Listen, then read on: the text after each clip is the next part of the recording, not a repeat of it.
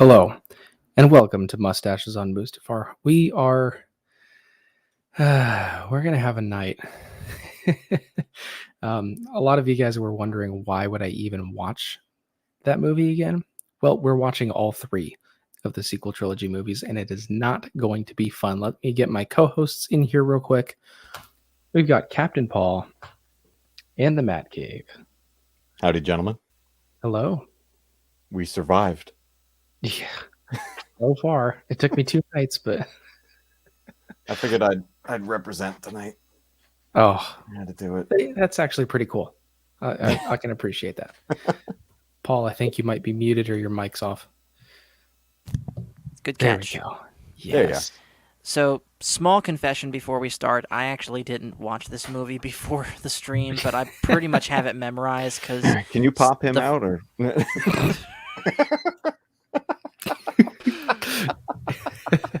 There, Fair you enough. get demoted to third place. There you I'm go. just kidding. all right. Let me give some quick shout outs and then we'll get into some discussion real quick. We got the Matt Cave. Here's a sip for you, as always. Thank you, sir. We got Strike. He says, good. Twice the pride, double the fall. Here's a sip for you. Star Wars guys. This is a sip for both of you guys. All three of you. Thanks. Goggles and gadgets. Here's a sip for you. The best line in the movie. Phil McCracken. Yep, I fully understand the set music. He does the all the music for my channel. So the intro music you heard was the set music. Go ahead and Nice. check him out if you are into that kind of stuff, that kind of hip hop, lo-fi type stuff. So thank you for the music. Well, let's see. We got Glenn Schroeder. Here's a sip for you. Leia Rose, here's a sip for you. All right, now. Okay, oh boy. You're going to need a bigger cup, yeah. So, We're gonna need a bigger cup. oh, we also got Dat Boy Steve. Here's a sip for you. All right, so I will preface this whole stream by saying I legitimately tried to give this movie a second chance. So for anyone saying I'm doing this just to bash on it, we are going to do a little bit of that tonight.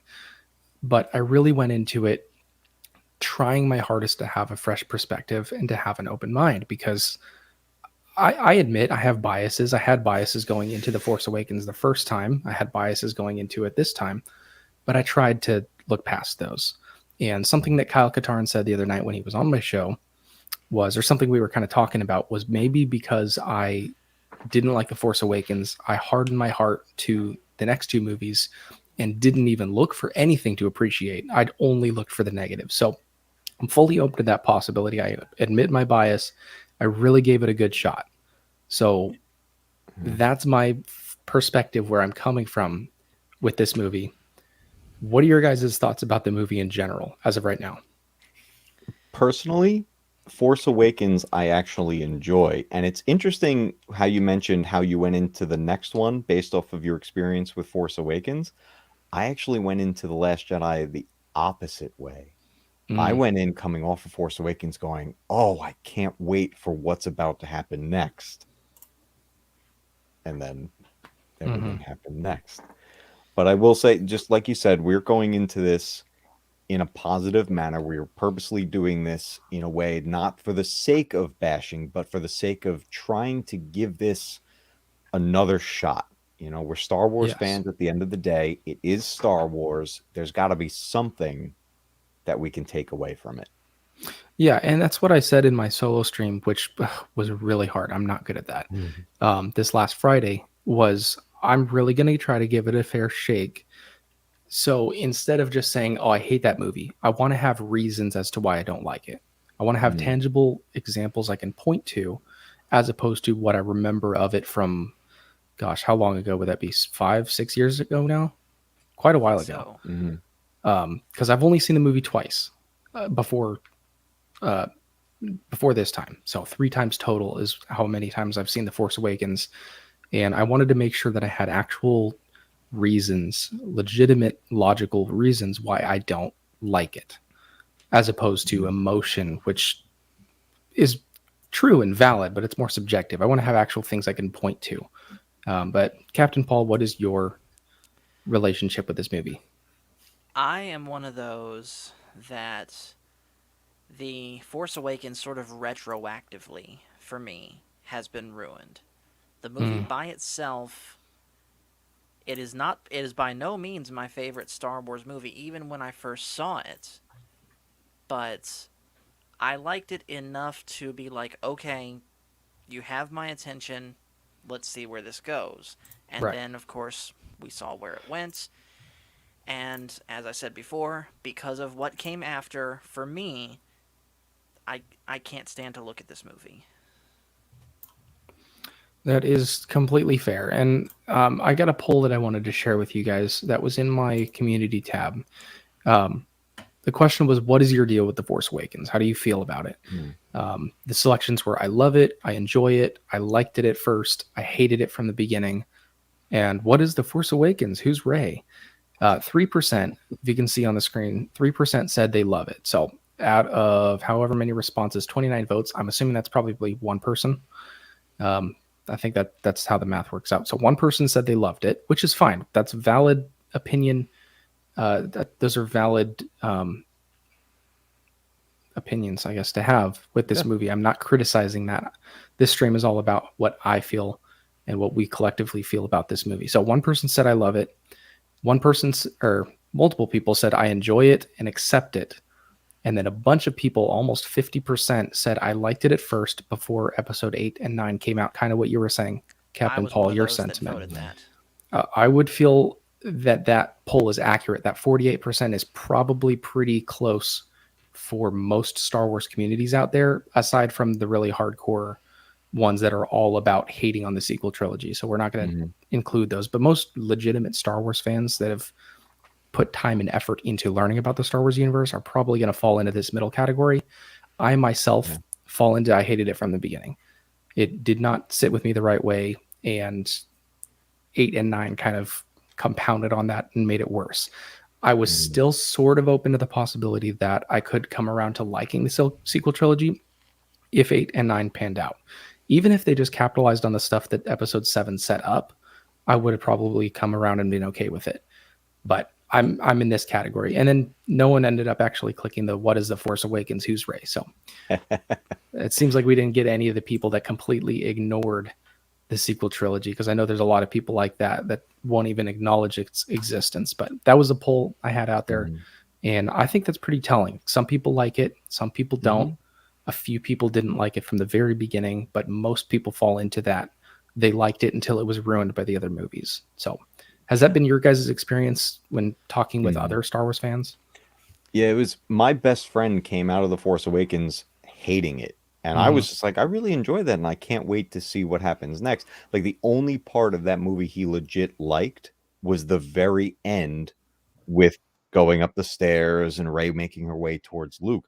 That brought him back. And he's like, Mm-hmm. okay, now I want to see what happens next. And in my Right. opinion, that scene itself, even rewatching it again, um, it gives me chills, man. That Check, it check, was check. like, look at the, yep, we hear you. All You right. good? Yeah. Yeah, I saw your private chat saying to turn my mic up, and I tried to. Okay. Yeah, we're coming in a little low. I just want to make sure Yeah. everybody can hear you It sounds like it might be coming through your headphone microphone. instead of your other Shouldn't be. mic. Yeah. Check. Just double I'm check trying. which mic you're on. Either Oh way, yeah, we can hear you, so we'll yeah. go. Tap the mic again. Now we hear Yep. it. Okay. Had to make sure.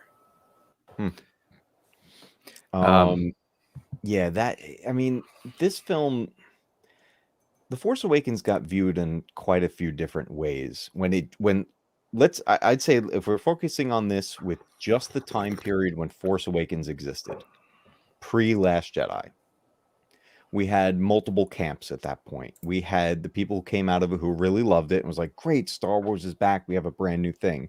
We had another camp that was like, you just told A New Hope again. And then we had just had people who were kind of in the middle ground, right? mhm.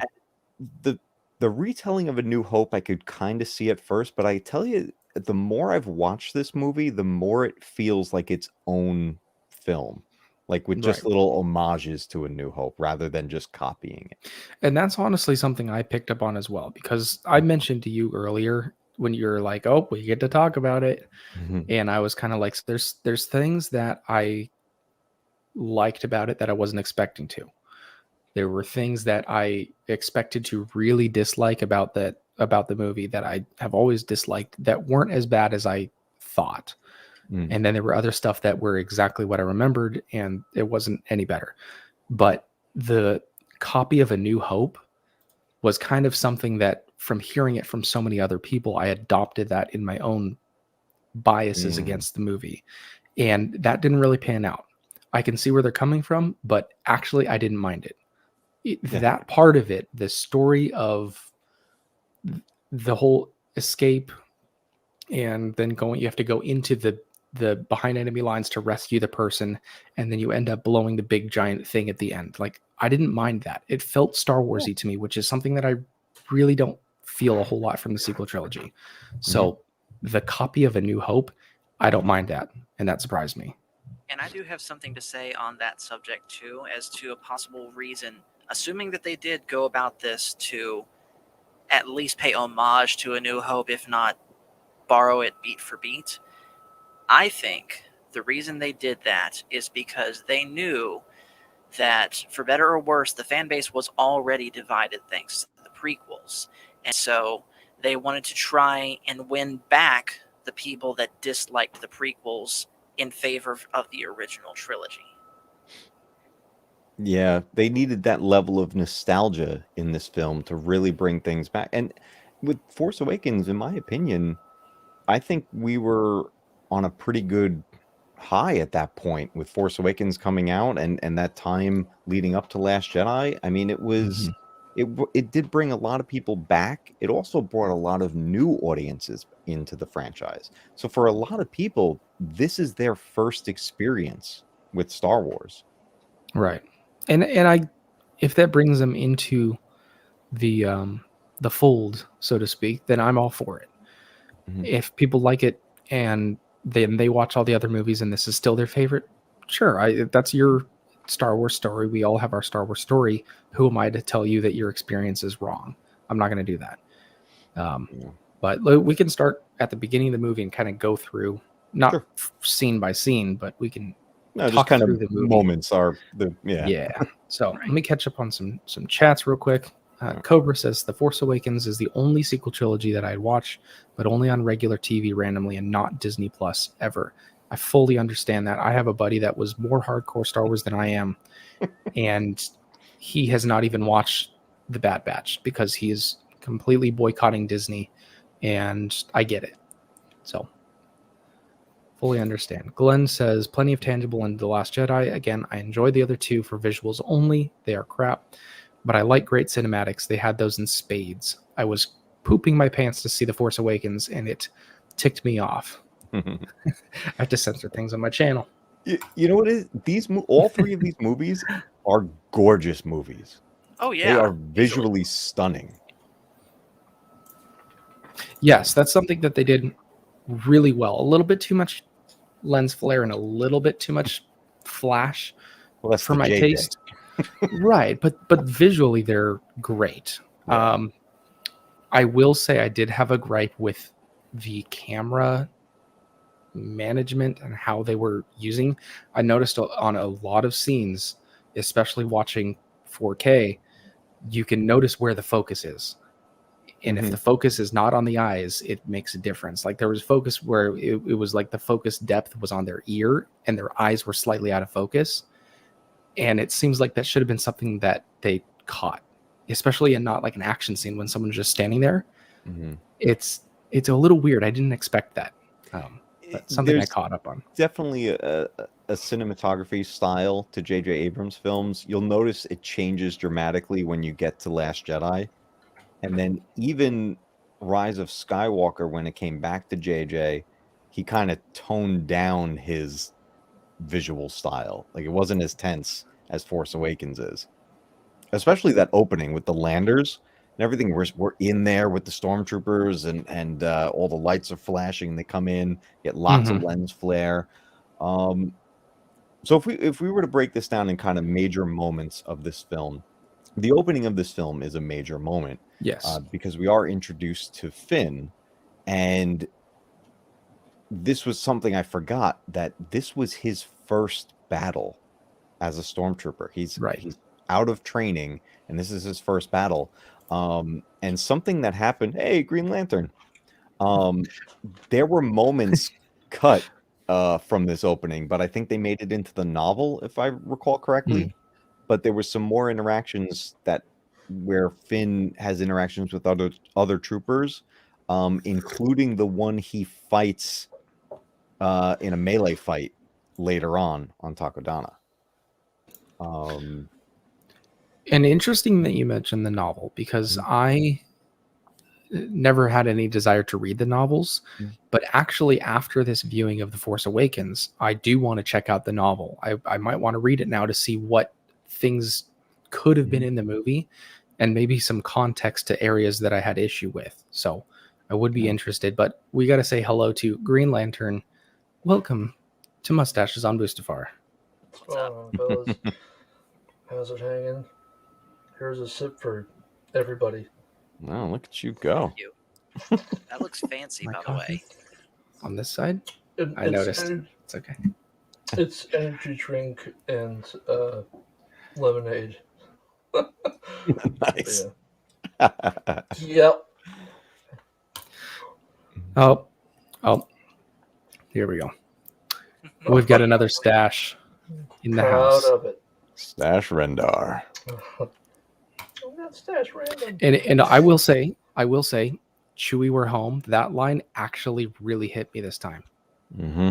Like, I didn't get much nostalgia out of The Force Awakens, but that line this time around actually did hit me. And I think Han and Chewie were the only nostalgic part about this movie for me. They're Leia the didn't do it anchor for me. for Luke all the old didn't. fans. Yeah. And Leia didn't do it for me. Mhm. Luke didn't at the end, because I know what he's going to say 2 seconds after that. But that was it. I don't know. I know we just got started, and the thing about that final moment of this movie, there is so much that was in that moment that just does not continue. That's the theme of this movie: plot lines that don't continue. And I think that's my biggest gripe with it, is because this movie amps you up. It's like, oh yes, and I can't wait about this and that and the other thing, and we don't get it. Hawk, what's up? Yep. What up, dude? Hello. What's going on, man? By the way, just in case anyone's wondering why I'm looking all over the place right now, I'm actually in the middle of building Slave One out of Legos. Hey, nice. Oh, that's cool. Or I'm sorry, as it's called now, Boba Fett's starship on the packaging, but it's still Slave One. No cursing.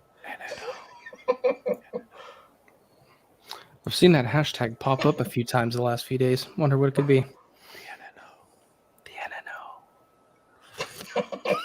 I don't get it. It's okay. You will. I'm not allowed to say anything. I don't know what we're talking about. Debbie says, sorry, don't have a stash. My daughter earlier today was like, don't have a beard. I was like, yeah, you don't. She's like, when I was your age, I could have a beard. And I was like, no. And I know what she means to say, like, when I will be your age. And I was like, no, because when you grow up, you're going to be a mommy. And mommies don't have beards. Only daddy has beards. She's like, Uncle Bryce doesn't have a beard. This is my brother-in-law. He can't grow a beard. I was like, well, some daddies don't have beards, but only daddies can grow beards. You know, while I was watching Force Awakens, my daughter was combing my beard. Yeah. Oh, my daughter falls asleep for naps holding my beard now, and she loves that it's a little bit longer now for the winter. The best. She loves it. Nice. I know I've seen that picture of you and your daughter, Matt Cave. It's It's the best. It All really dads is. out there should have a beard. Mm-hmm. But anyway, we are going to hold up. Hey, Dan. Hey, Dan What's the up, family? man. What's Hey, what's up? going on, dude? What's going on, everybody? Welcome to Coffee Doing on well. Gorabon. This is the first time you've been on here, so welcome. It is an honor. I know we've been trying to do it for a minute, so thank I you know. for having me. Thank you for being patient with me. You're awesome. Yeah, for sure, for real. And I has your fan film been posted anywhere, or is it still like in that one EBN stream? It is actually so. Currently it's on two streams. It's on EBN Okay. and Theories. But yeah, no, it's no, it hasn't. It doesn't have its own thing. No. Okay. I actually haven't seen it yet. I wasn't able to see it. So when it's posted, I'll react to it. I'm gonna do my best to try to get it posted tonight, then, because this is a crime against the universe. Yeah, you're in for a treat, dude. It's good. Yeah. I'll react to it, and then I'll send it to Kyle Katarn so he can react to it as well. So Yeah, that'd be sick. yeah. That's dope. That is dope. And I would love to get your thoughts on it too. And it's my spirit. Oh, my boy Hawks. What's up, dude? And that's the thing about fan films, before we get into the Force Awakens talk, is budget doesn't matter at all. Like you can make something with like a dollar store lightsaber and it just be funny and like super low budget at all. But if you put effort into it and your passion, the true fans will pick up on that, and that's what makes it special. You see what So, I'm saying? I mean, Yeah, so I'm looking forward to it. we had a Thank you, great buddy. example of that on the Star Wars guys stream last night. We watched a Revan-centric fan film that was amazing. Oh yeah. Mm. Because every fan film can't be SC-38 or Right. Bucket Heads or whatever, because Mhm. not everyone has $1 million to throw at something they'll never get $1 back for. Sometimes you just got to make something work out of nothing, and that's as long as you know what I'm saying. Because we didn't have that type of crazy budget to make, but the passion was there, like you said. So it always comes through. The passion always comes through. Looking forward to it. Anyway, we're going to get into some Force Awakens talk. We're going to kind of go through the movie talk, and we gave our general statements. Actually, I didn't hear yours, Green Lantern Dan. Why don't we start with you, Dan? What is your relationship with the Force Awakens as of right now? Oh, right now. Oh man. Yeah, like how do you feel about the Force Awakens right now? What's your experience with it? My experience, I would say it's actually the most bearable of the whole trilogy. I can actually go back and watch that 10 times over. Then watching The Rise of Skywalker gives me a headache, and The Last Jedi, I just can't finish it. Like, I can't do it. But The Force Awakens, I actually have genuine fun and pleasure watching it. Even though I know where it's going, I still watch it with fun because it's like, and that's honestly where I was hoping to get with rewatching the Force Awakens again this time around, because I saw it twice when it came out, not in the theater, but after it was on DVD. I saw it twice, and I've only had whatever biases I had in my mind between then and now. Watched it again. I was really hoping to get to that point where I could really enjoy it. I did enjoy it, but I don't like it still. That's where I'm at right now. So we'll go through it. But your sentiment is not alone. You're not alone in how you feel. This poll that I had on my channel, one person said they loved it. A bunch of people said they enjoyed it and accepted it. And then a half of all the people said they liked it at first before episode 8 and 9 came out. So that's pretty telling. And that kind of lines up with what I've heard from the rest of the fandom. Right. But Green Lantern, what is your thoughts on The Force Awakens as of right now? Well, it'll always have a really good memory. It sounds weird, but it always have a really good memory of waiting in line for it. Because I was the only guy to cosplay on opening. I saw it the 7/10 showing. I saw it on opening weekends, and I was the only guy to cosplay. And there was like a line around the corner of me standing in the line, and so that will always hold a special place in my heart for that. But as far as the movie goes, I liked it when I liked it up. I still remember coming out of the theater, and I was like, there was I think it was a mall security or somebody asked me, how did I, what was it like, or how'd you like it? At the time, I was still in shock seeing Han die, and I still remember when that part came out, I was like, I don't like this movie anymore. And I really didn't. I'm like, and I remember going home and I'm like, you better have a pretty gall darn good reason for killing off one of the best characters in all of Star Wars, you know. And so I'm like, yeah. After that, I had a really hard time liking it, but yeah, like a lot of people, I liked it after it came out, and I even liked The Last Jedi when it came out. I saw it twice within 24 hours, and I was like, I thought it was pretty good. I thought the space battle was yeah, that was dumb. Like, what, we're gonna run out of gas? Okay. But yeah, I Well, that's the liked next it. one. I liked it until I saw after I saw Mandalorian. When I saw how good the writing was in Mandalorian, I'm like, it takes a lot for me to say anything bad about a film, and I still don't like. I mean, it's got to be like uh, Super Mario Brothers from the '90s bad for me to come out and say something about it. I saw that in the Well, theater. Nine.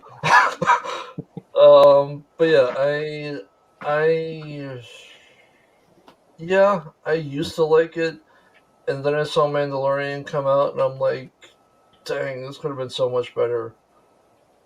So yeah. You're muted. What? No, not you. But it could be better. Oh. Mhm. Like, you tell me I have to say the whole thing. Yeah, that would be bad if you were muted that entire time. We were just letting you go. Yeah, Yeah.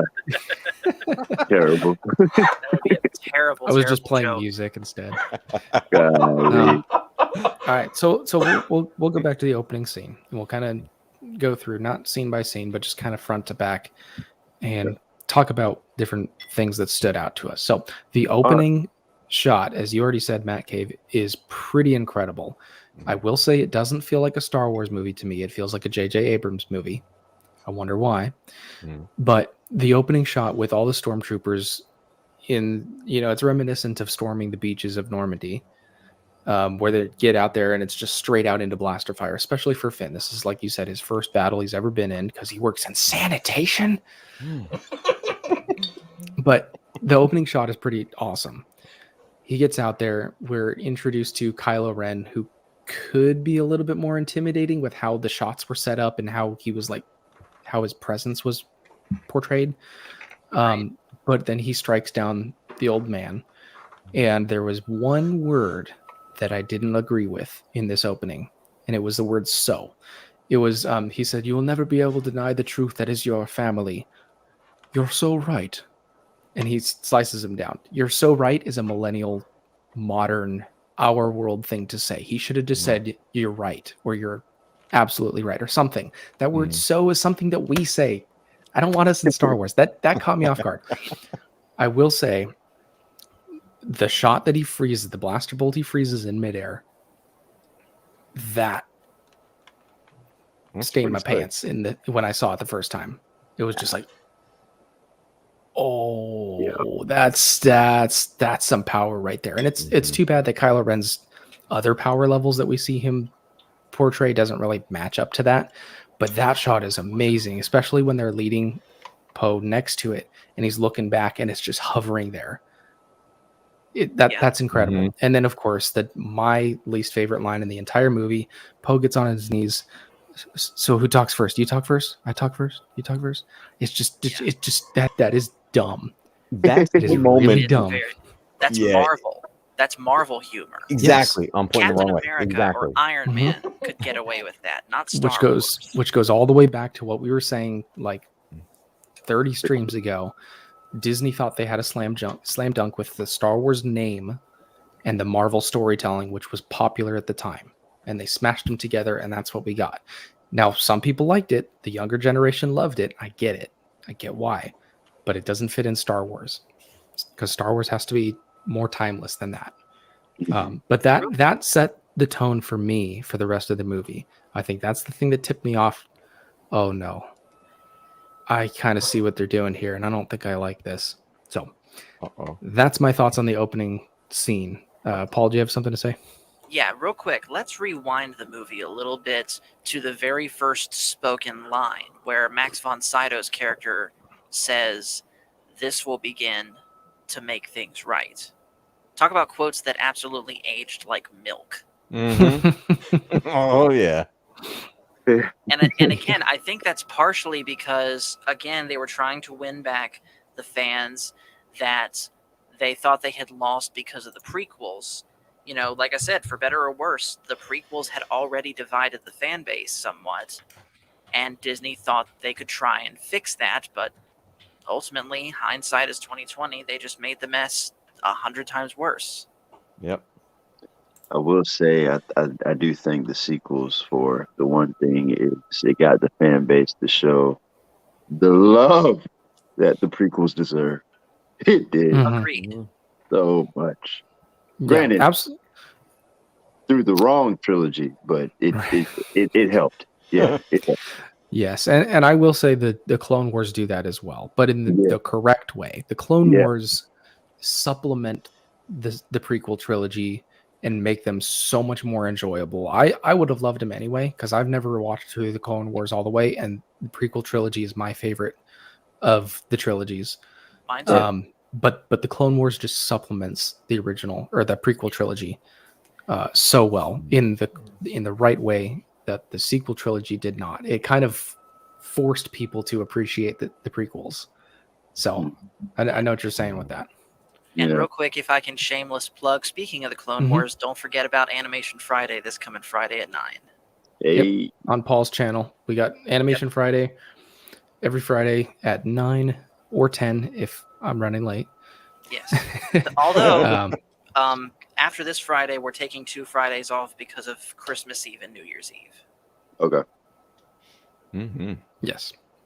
But we're working our way through the Clone Wars. We're in season 2 right now. I'm loving it because, again, this is the first time I'm watching through the Clone Wars. Mine and too. It's been fantastic. So anyway, that's the opening scene. Anyone else have thoughts on the opening scene? Anything else? I like that. Yeah. No, go ahead. Okay.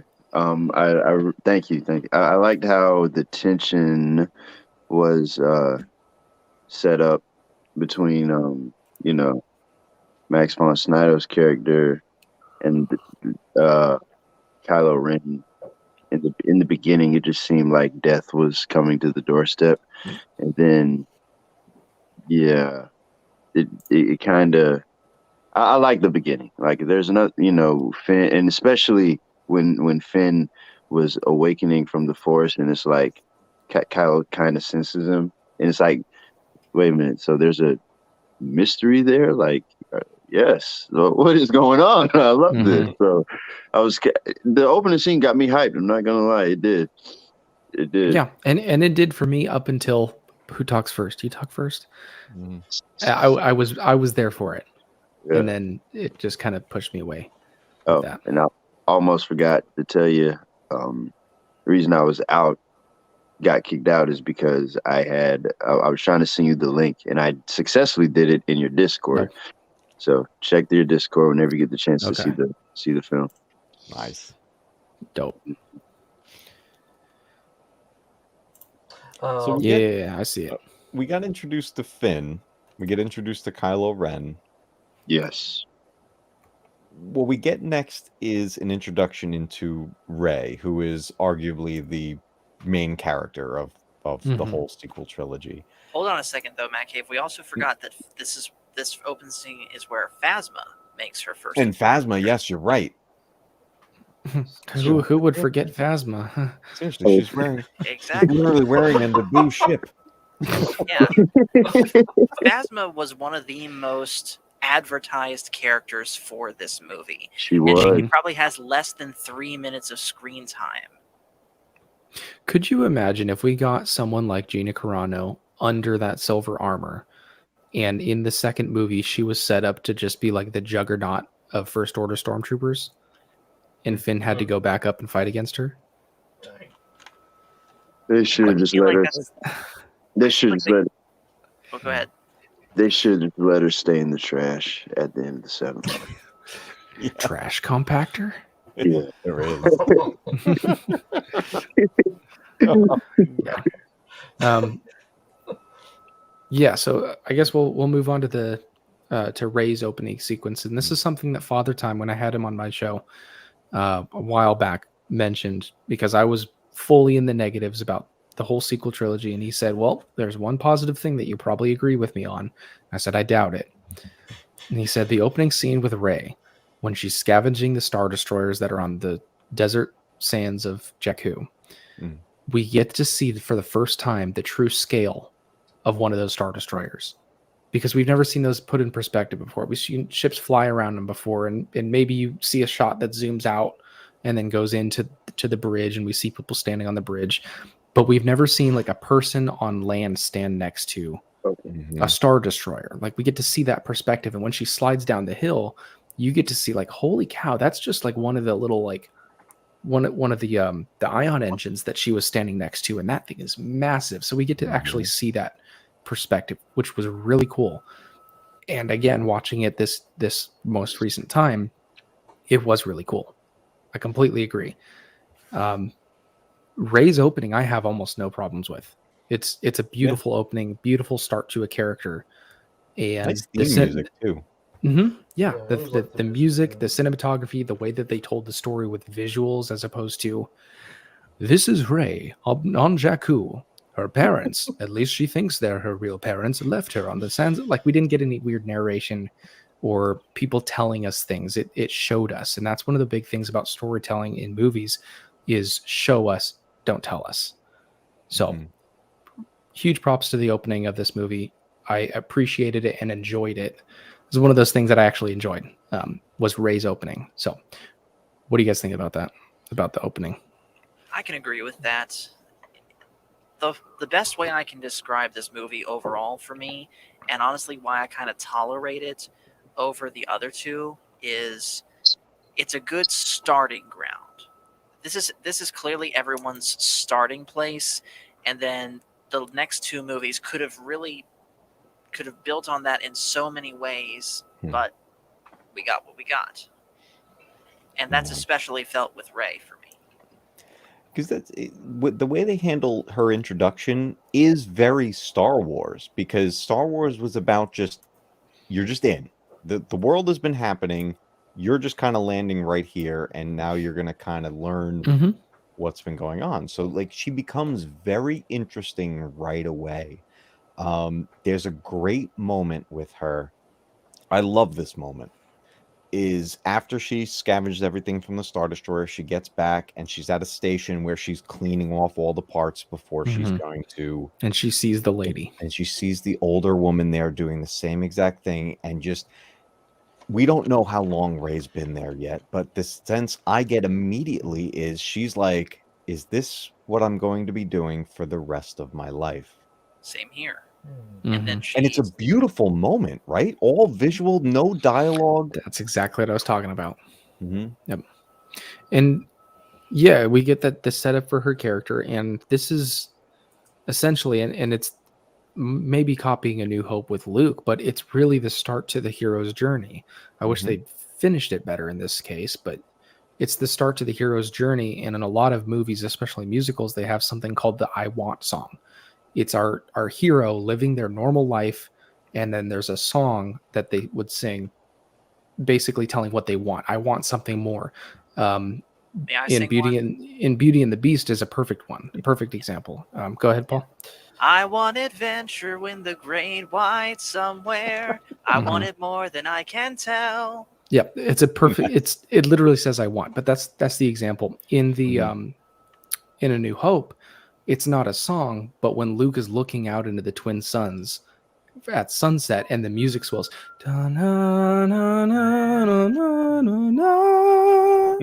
Like that's the I Want song. You know what he's feeling, Yeah, and you but know we're just plopping into the storyline. He's done this every day. He's gonna get stuck to being a moisture farmer just like his uncle. And there's that parallel with Ray when she looks at the old lady and she's sitting there eating her thing next to the AT-AT, which is also really cool to see it down to AT-AT Yeah. that she's eating next. But that opening is perfect, especially if you're setting up the hero's journey like they should have capitalized on with Ray. It's a really great ending or intro. Mhm. So that was really awesome. Man, this caffeine is getting to me. Any other thoughts on the intro for Ray? I would say, yeah, that was probably my. I would say still something like there's. I mean, even to this day, there's little excerpts that I like from Force Awakens, like BB-8, and I still remember her first line, uh, and just Ray's theme song. I thought always fit really well with her, but I was. I mean, yeah, that's. I mean, like I said, there's a few things like if you took them out of the movie, like I still have if you can see back there, it's a BB-8 bank that I got for Christmas back a few years ago, and I'm like, yeah, that's the kind of stuff I'm like. I thought, okay, this part was cool, that part was cool, and then they got all the other like bleh, intermingled with it for me, anyways. But I'm like, there's still things that I still appreciate about it. Yeah, and when it comes to BB-8 as a character, I don't have a problem with the character with BB-8, the droid. I have a problem with the way that the storytellers used him to make him our new favorite droid. Mm. If you kind of understand what I'm talking about, like they're like, oh, everyone loves R2D2, right? Here's BB-8. You want some BB-8? Here you go. And they're like the certain things that he does and the way that people like interact with him, like the lighter thumbs up, like that's actually really cool. But I like that. it is really cool. It's really funny. So that's an example of proper humor in this movie. And you know what? Speaking of proper, yeah, go ahead. But it did seem like with his character, they were, especially with R2 being shut down and with C-3PO being like overly C-3PO. It kind of seemed like they were thrusting BB-8 on us as like, this is your new favorite droid. Here you go. So, what were you gonna say, Matt Cave? I was gonna say, speaking of like proper humor in Star Wars, right? Like there was humor in the original trilogy. A lot of it provided by Han. And Han gets his moment with BB-8 where he's just like, out of my way, ball. Yeah. Yes, that I did laugh. I must admit. By the way, progress on the Lego set. Nice. Very nice. I gotta tell you guys, I got shut down the other day. Sweetie, if you're watching, I love you, and you know what's best. Oh boy. I sent her a picture of the probe droid, the Lego set, which is a dope Lego set. The probe droid, it's like 600 something pieces, and it was like on sale for $45 at Walmart. Wow. Oh, he's in trouble. He's getting the look right now. Oh, that's definitely the I love response you get from the look. Jeez, I feel like I'm in trouble right now. Yeah. Thank God I'm single. Oh, she's gonna go unplug the computer. No. I'll tell it the nice party way. over here. Good night, everybody. Essentially, I pointed to the 18 and up label on it, trying to explain that it was for an adult, and I got in trouble for. Anyway, I'm not getting a Lego set for Christmas. Definitely getting cold. Oh. I don't want to revisit this. Okay, what is the next scene after the intro? Someone else take over for a second. where she rescues BB. It's where she rescues BB-8 from that one Right. junker, Mhm. and then Tito. also that's also when Poe is finally taken aboard the First Order ship, and Finn takes his helmet off, and he's completely in shock over what just happened. And of course, in comes Captain Phasma, being like, "You submit your blaster for inspection, and who gave you permission to remove that helmet?" And I believe right after that also is where we get the interrogation scene between Kylo Ren and Poe. Yeah, this is a big moment where we're seeing dark side abilities and how it physically hurts the victim of basically a Jedi mind trick. You know, it's like he's like tearing into his mind, and Poe is trying to resist. Like he does. I gotta give him props. Poe resisted longer than probably most people would have.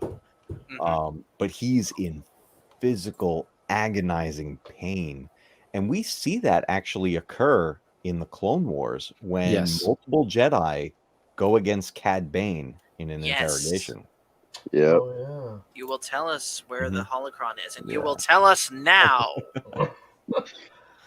But yeah, it's an interesting use of that ability, and I was pretty impressed by that because it's another one of those things. It reminded me of a moment in Revenge of the Sith, which is one of my favorite moments, which was do something amazing with no special effects, but blow my mind. And the moment is Anakin and Obi-Wan both going for a force push, and all you get is their hands like this. But you know what it is happening, and it's to me is one of the most amazing moments in that movie. No special effects whatsoever. The only added effect is the audio. You hear that? Yeah, that's it. That rumble. But there's no like wobbles in the air or like electricity or anything. Like I completely understand what you're talking about. Yep. That is a really cool this moment. felt like to me with Kylo just having his hand by his head and just even moving forward and like I was like, wow, that done.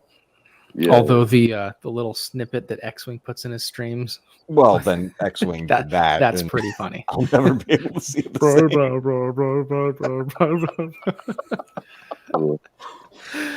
Thanks, Cash Rendar. Can I throw in a random piece of trivia real quick since we're talking about this scene? So this movie, by the way, is not the first movie that Oscar Isaac and Adam Driver worked together on. They also worked together on a movie. I don't know what it's about because I've only seen one clip of it, but it's a movie called Inside Llewyn Davis, and they're singing, and basically it's the two of them plus Justin Timberlake, and they're in this old 60s studio recording a song called Please Mr. Kennedy, literally a protest song against getting sent into space. And it's amazing. Wow. I saw Adam Driver, and I don't know the other actor's name, but he plays Hux. They were together in Ex Machina. That's a great film. I haven't seen it. Very interesting movie. Have I mentioned how much I don't like Poe Dameron? No. He's probably my least favorite character. Probably.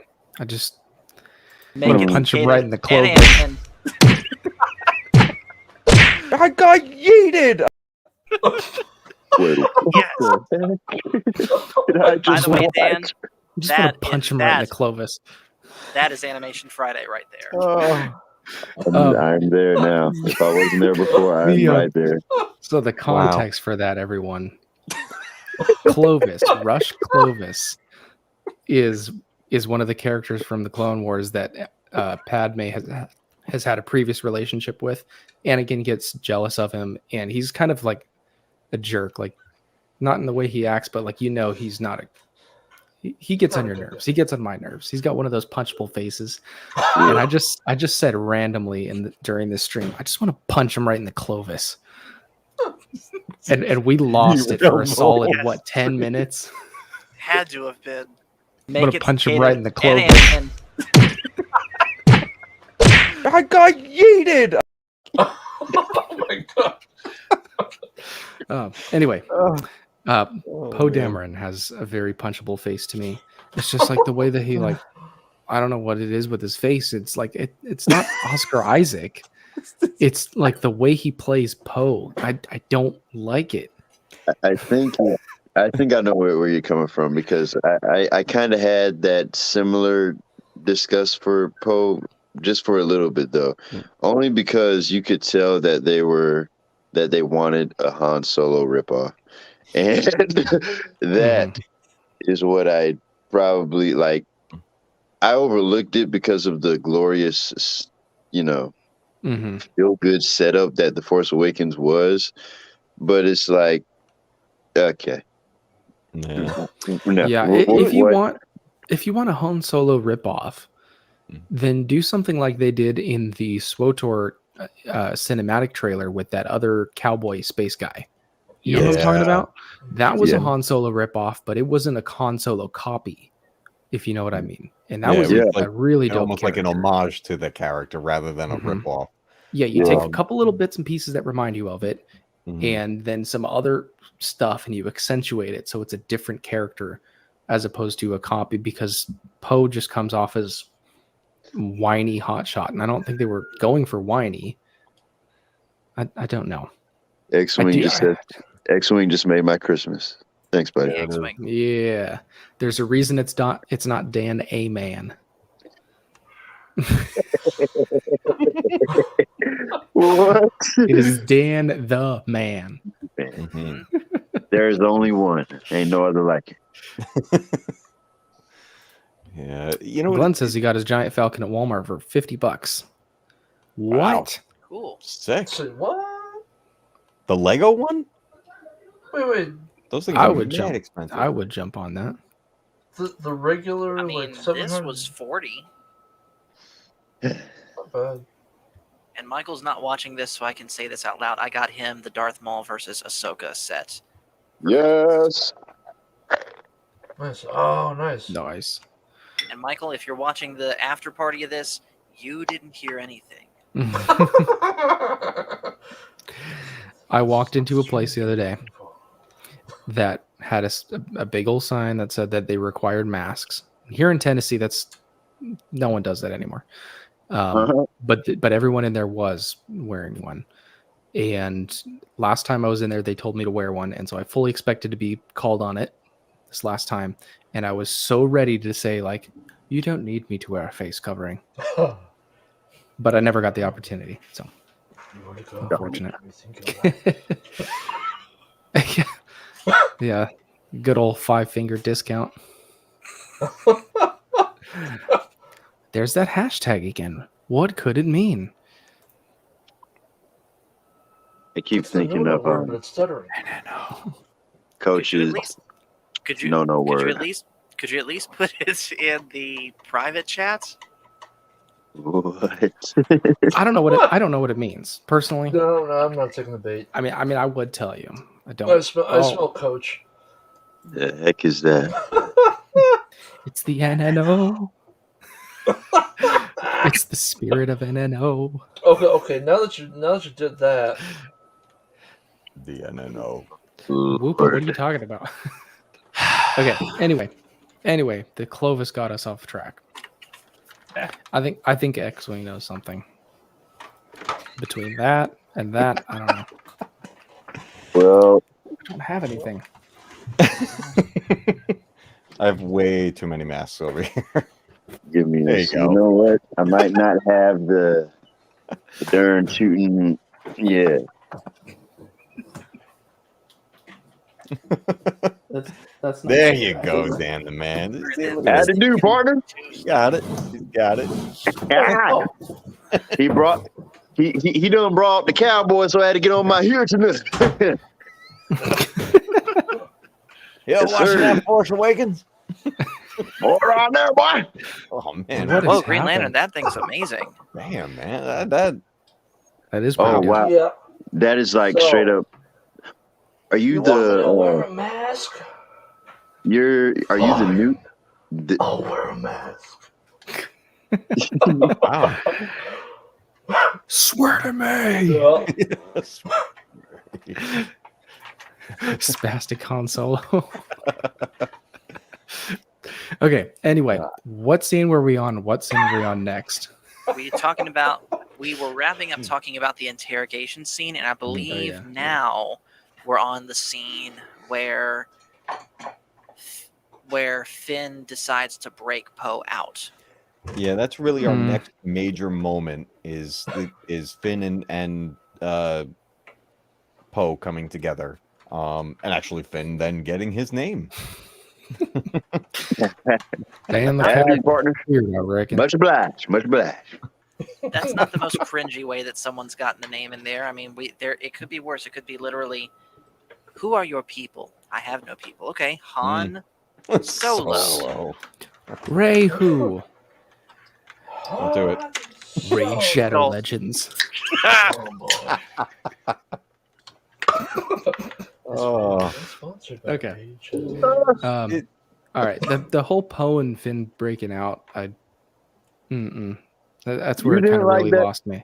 No. Come on. No. That was one of the better scenes for me. I enjoyed Yeah, the prison break buddy cop, but yeah. The idea of Finn's character is amazing. Stormtrooper, ex-Stormtrooper turned Jedi which is Yes. what I believe he was set up to be, is Same. dope. That could have been amazing. Oh, I agree. How his character was portrayed in the story writing is Atrocious. oh No, my gosh. he They got did reduced to him just yelling Ray. I mean, and I counted 7 Rays in The Force Awakens. 7. They Just only counted Force seven. Awakens. As you go. Of course they did, but I counted 7 in just this movie. I expected 3 or 4, but it was 7. Oh no, yeah. Ray! If you count him running up and going, Ray, if you count that as 1, then yeah, 7. No. I think the amount of times any character in 9 specifically the Force Ghost montage, Ray. Yeah. And if you watch the interviews of John Boyega after The Rise of Skywalker, after the whole trilogy was done, you know that he put up with stuff. I'm not going to say like racism type stuff because I know he's mentioned that, but I don't know any about that. But just in the way that his character was like made to appear on screen, you could tell that he kind of felt like he was made out to be a clown. And that's kind of how it appears with just like I wouldn't be if I had an amazing setup. Like, okay, in the first movie, you're a stormtrooper, you're breaking out, you are going to be a stormtrooper turned Jedi. That's amazing. It's on the freaking poster. And that was the freaking That was what they marketed. Mm-hmm. Hold that up there. Hold that up there. Except in China. They didn't do that way in China. Yeah. Stole my mind. Dude, when I saw this poster, when I saw this the first time, I was over the moon, man. I was like, this is going to be great. Like, what a cool setup this is going to be. Because this is after seeing that teaser where he just pops up and he's out of breath and you clearly see he's in Stormtrooper armor. And then when that poster came out, I was like, are you telling me that a Stormtrooper is going to be a Jedi? I was like... And I will say, around Maz Kanata's temple, when she's like, you have one, and like holds up his lightsaber to him, I didn't see anything special there as far as like him hinted at becoming a Jedi or force sensitive or anything. He was just swinging it around, not very well. But moment when he's facing off against Kylo Ren towards the end of the movie and he picks it up and you get the hero shot,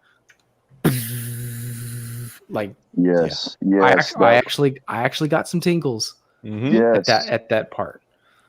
Yes, and I'll tell you something else too. Won't nobody checking for no cock picking Ray. It was the trailers that hooked me for Finn, because you think this is gonna be his story, a stormtrooper with the Jedi-ness, regardless of any past connections. Like, I was looking the letdown. Mm-hmm. Oh, Yeah. the letdown. Right, because the And message it would have sent was the Force can manifest itself in anyone, anyone. which we've known. Lineage is a very powerful thing in the Star Wars universe, but the Force works outside of that. Yeah. And it was just set up so perfectly. And I wonder how much leeway China and that sphere of influence had after The Force Awakens. I don't know. I don't want to speculate, and I hate to bring the R word into this conversation because I honestly don't care about any of that. But just the way that his character was made out to be a clown in the dialogue, just like the script that they gave him to read is like there's nothing he could have done with that to make it good. Mhm. So They could have had both Rey and Finn be Force sensitive. They could have had them both come up as Jedi. That would have been incredible. Yes, they could. And then someone I think wrote a fan theory that in episode 8 they could have made Rey turn to the dark side, and then it was Finn's job to go further in his training and bring her back to the light in the last movie. They tease it when she goes into that whole thing. I mean, we'll dive into that when we go to Last Jedi because we will watch the rest of these. I am actually in a weird way looking forward to it. Same. I know what you mean. I'm more open to the opportunity. Yeah. As the panda, as the Panda King once said, "I cannot go with you on the journey."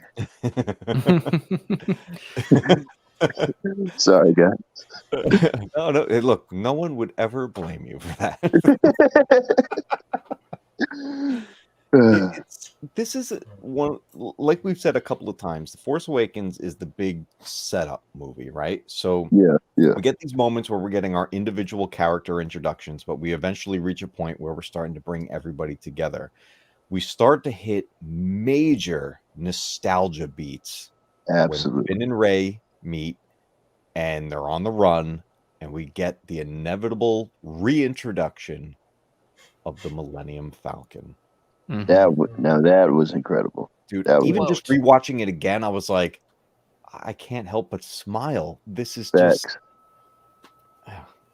Quote. Now that I one's will. garbage. Yeah, garbage will do. The garbage will do. Garbage will do. I will point something out. I will point something out in regards to kind of what we were just talking about. Not to take us backwards, but with Finn's character kind of just being a joke. The whole reason he couldn't make it through his first battle as a stormtrooper is because he couldn't pull the trigger and he saw the death right before his eyes. That's what caused him to leave. You're telling me that the very same day he leaves the only organization he's ever been a part of, he shoots down one of the TIE fighters, one of essentially his brothers, the people he was alongside of for however long. And he goes, "Wow!" Like now he's excited about shooting people down and killing, and he has no problem with it. Right. And then he did it to an epiphany, an unhealthy degree in The Rise of Skywalker. They fly now? They fly now. X-Wing. X-Wing. Oh, gosh. Boy. There was a link sent. I can send it to you personally if you'd like. But there was a link sent, so don't blame me. It's out there. Yeah. Man trying to start problems. What is up with the NNO? Okay. Now I just gonna give. Now that you said that 3 times now, I'm just gonna give my 2 cents about it. I think this whole thing is a setup, and it just is somebody stuttering, and the NNO thing is horseradish. It's just horseradish. Look at Hawks put it in there again. What? I don't know what it means. I don't know. Look at now X-Wing saying I'm just along for the ride with this at this point. Oh, look at that magnificent stash. He's got the stash. He's got the Chewie hat, the robe squatting jacket. That's good to go. What's going on, guys? What up? Hello, friends in good company. We got a full party here now. Okay. Anyway, X-Wing and Susty, real quick, tell us your opinions on The Force Awakens. Susty, go first. Okay. So the thing is, it's been so like, I'm flaking on the word, but from Coffee on Corbin's perspective and the way he's talked about it recently, like since I've known him to watch it, like I was expecting terrible things because I haven't seen it since it came out, basically, right? And rewatching it, it's not as bad as he made it sound. It's actually kind of good in my perspective. Like, it was really cool to see those, and I know all of you will agree with me. Watching it in theaters and having everyone freak out when R2 came on the scene, or when C3PO, or any of the main people, and it was a really cool experience. I want to say that the fighting and the battles felt like Star Wars. They felt like 100% Star Wars. The dialogue was Disney. That's what I'm going to say. Okay. Hello, Star Wars obsession. Welcome, dude. What's up, brother? Welcome. All right, welcome, X-Wing, your relation to The Force Awakens. So when that movie came out, hold on. You're on. I know. I forgot to turn on my Rodecaster. Okay. So that movie came out. So much better. I was super hyped on it. I was extremely happy. I thought they did a lot of good things. They set up a lot of good story points. I can't tell you what I felt when I saw those T-70s coming across the lake in full force, and we first saw the Resistance. And you heard that, no, da, da, da, da, da. And Poe came in and just started wrecking TIE fighters. I'm like, let's go! I was just like hype train out of this world. Super excited. And to this day, I was talking to my buddy Andrew, who's given up on Star Wars, and I told him, still, when I go back and I watch The Force Awakens, I remember the potential of what could have been for the sequel trilogy, and it makes me sad, but I still get excited for what could have been when I watch that movie. Hey, buddy. Tron, my guy. He fights for all of us losers. That's right. That's right. Yeah, Obsession. What is your relation with The Force Awakens? Muted. Muted, good brother. Booma. There I have a different perspective than most. I mean, I appreciate the movie for what it is. I mean, it was an exciting time, it gave us some new stuff, but it was a little slow in the beginning. After the Kylo Ren entrance, the Rey stuff was a little slow, but I got a lot of that nostalgia feeling from it, and got a lot of the old sounds and feels and touches, and got to see some Chewbacca, and I love me some Chewie, and yeah, Han dies, that sucks, but yeah, I mean, everybody has their hate for it. I try not to live in the dark. I try to live in the light.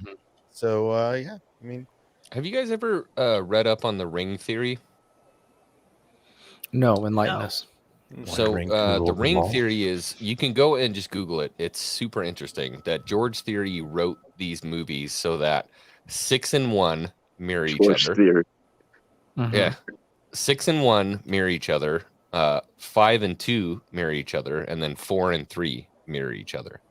And it's funny, when you sync the movies up, a lot of the stuff happens at exactly the same time.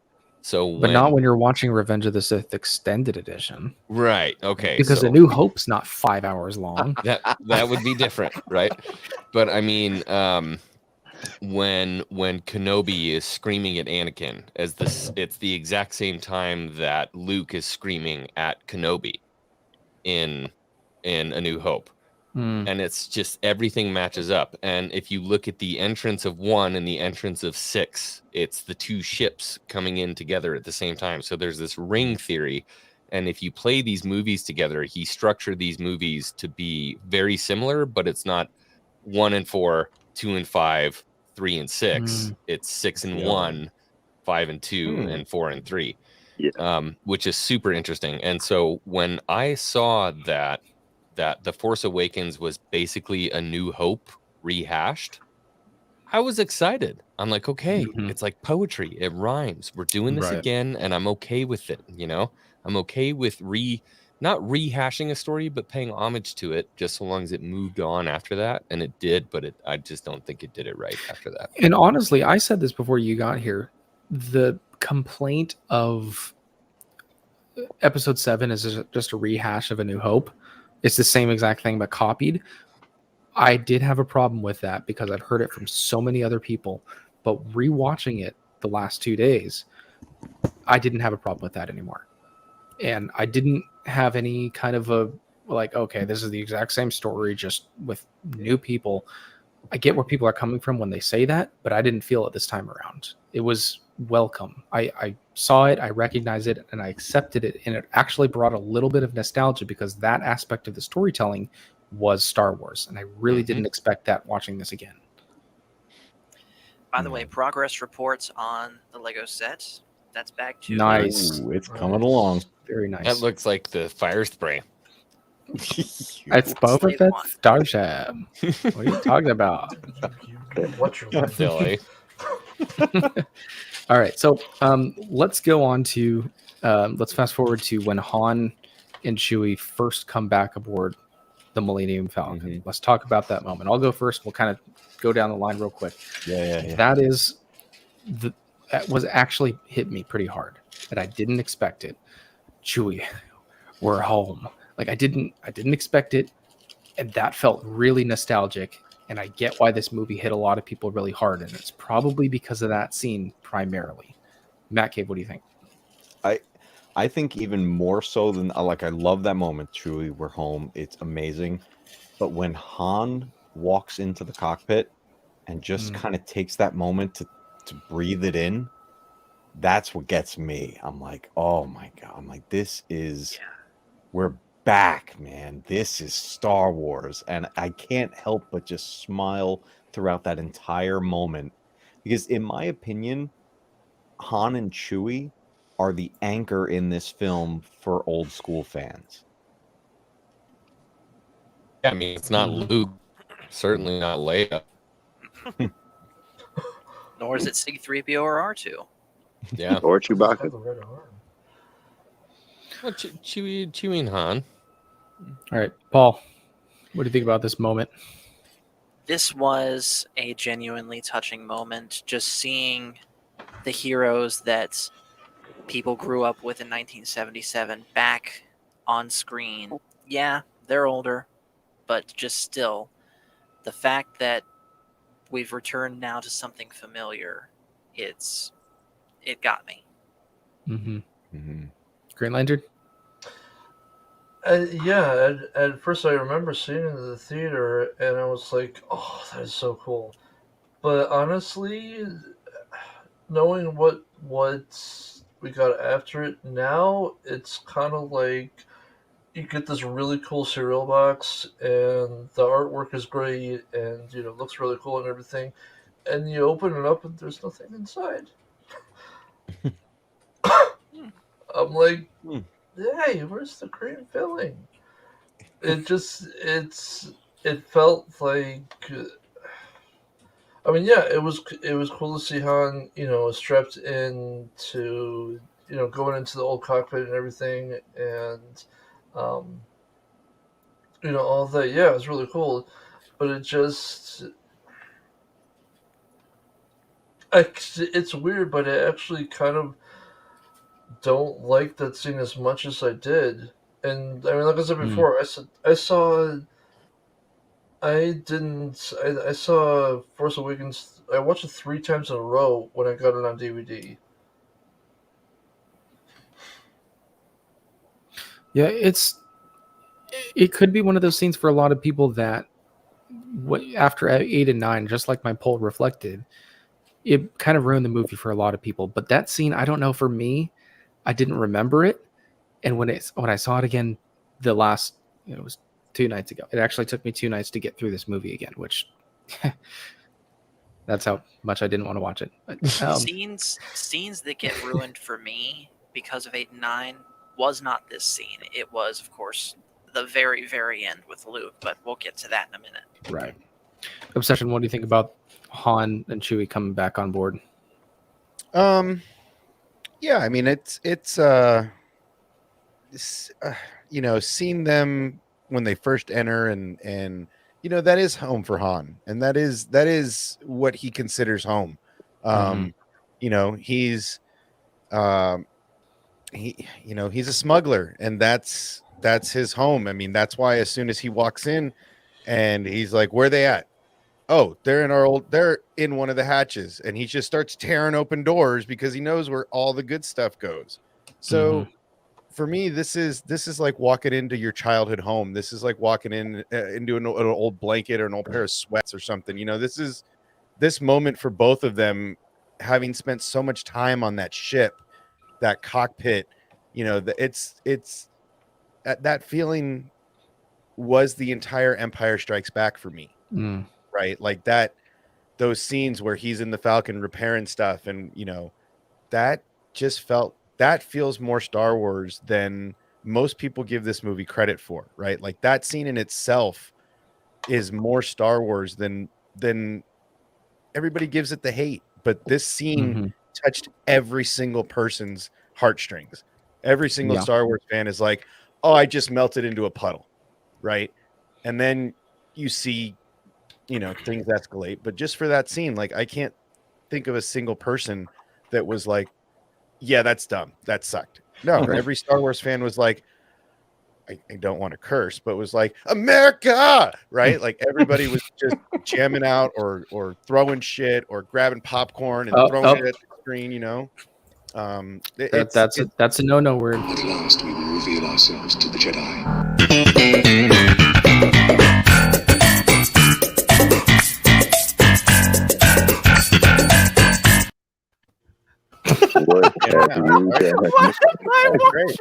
That was fantastic. I'd have known that was the prize earlier. I would have done that earlier. But yeah, I mean, I think that everybody gives this, you know, they forget these awesome scenes that are in these movies because they're just filled with so much of the hate, that there's scenes like this that are really awesome. Yeah. And like I said, I didn't even remember this scene. I knew they came back on board the Falcon, and I knew he felt like it was home. But I didn't remember that scene at all until just a couple days ago when I watched it again. And it did hit me in a way that I didn't expect this movie to at all. I didn't remember there was anything redeeming as far as like hardcore nostalgia. This is Star Wars in this movie. I didn't remember that at all. And it did. That's kind of what opened my eyes on this recent watch through of, you know what? I think there are some things about this movie that I didn't allow myself to be opened up to. Well, you forget. I think that's the thing. Most people, with most of the sequel fans and most of the Star Wars fans with the sequels, you forget these moments because the darkness blinds you, right? The dark side clouds your vision, and you forget these pearls that they really gave us. And like I said, you can always find these pearls of Star Wars in these movies. It's just you're so clouded by the dark and the hate that you have for them that you forget about them. Yeah, absolutely. So can I ask a favor? Go for it. Can I leapfrog you and go on this, because I have a really good fresh idea in my mind, just from what Obsession was talking about. So I agree 100%, but I would counter and I would say there's a different scene that actually really put like the feels in my body. It was when they were in the common area of the Falcon, and the map comes up and Han says, it's true, all of it. Because that mirrors A New Hope when he says, you know, hokey religions. And for me, it was just Han's full circle moment right there when he said it's true, all of it. And I was like, It's interesting because that moment didn't hit me really at all. Oh my God, it hit me so hard, dude. Oh yeah, it got me in the feels also. Oh, right there. dude, yeah. Right. Because that's Han going from not believing in the Jedi to basically stating to a stranger. That is a really good point. All true. I'm not gonna lie. That scene not that moment, but that scene it made me hate Han's character for a little bit, but only Did you hate because it? I hated Hans. I was so heated at Hans' character because he was talking about how the Jedi was gone. Because mind you, Dan the Man is wanting to see that Jedi Academy, and then he is telling me that ain't no Jedi Academy. We not getting that story. I'm like, thanks, Han. But then you know what I'm saying, I got angry at Disney, not Han the character. But you know what I mean. It just wasn't it for me. And I'm gonna try to get on this stream on my computer now because my phone is being a dingus. So yeah, let me That come will back. happen. All right, man. May the force be with you. We will see you Working with soon. you. Yes. See you later, bud. Okay, quick comments real quick about nostalgia in general. Talking about Han and Chewie holding the movie together, that's a huge thing. Like, I don't know who brought that up. Someone brought that up. I think I did. Okay, yes. Another thing is that the dialogue, we can all agree, was Disney, except, and I'm going to say this, and I don't say this lightly, except for Han. Han's dialogue was Han's dialogue. That's not how the Everything- force works. Everything he said in the movie Out of my is way, something ball. he would have said in the prior movies. I'm gonna just Yeah. gonna put that out there. Agreed. Han was He's the only 100%. person that had original dialogue. yeah. I can get behind that. Thank you. Because even that moment we were just talking about, like, it's the way he presents it. Because when he says it's like, oh, it's all this and that, but he makes a point of saying the craziest thing is, Yeah. it's true. He doesn't want to say it. Yeah, he doesn't want it. No. Yeah. He's like, "Ah, I was wrong. It's Mhm. true." Yeah. Yeah, good point. All right, let's jump forward to another scene. This is going to take forever. We if got go to scene talk by scene. about. We got to talk about the pointless monster scene. Where The we find Rathtars? out The that- Rathtars. Yeah. Not only that. That was Han a Solo funny lost the scene. Falcon, but he's Why don't gone you back tell that to the smuggling. Ganja Club? Yeah. What was the Ganja second Club. time? Did you The just I say don't know, I Ganja really- Club? Yeah, it's the Ganja Club. I Oh, really, God. I really can't hate that scene. That scene though, because I really enjoyed watching somebody get tossed into a monster. Right, that was a really Mm. That's a awesome. Star Wars thing. Yeah. That was a And his really boot comes awesome off. scene to watch Han. Or was it Han that threw him?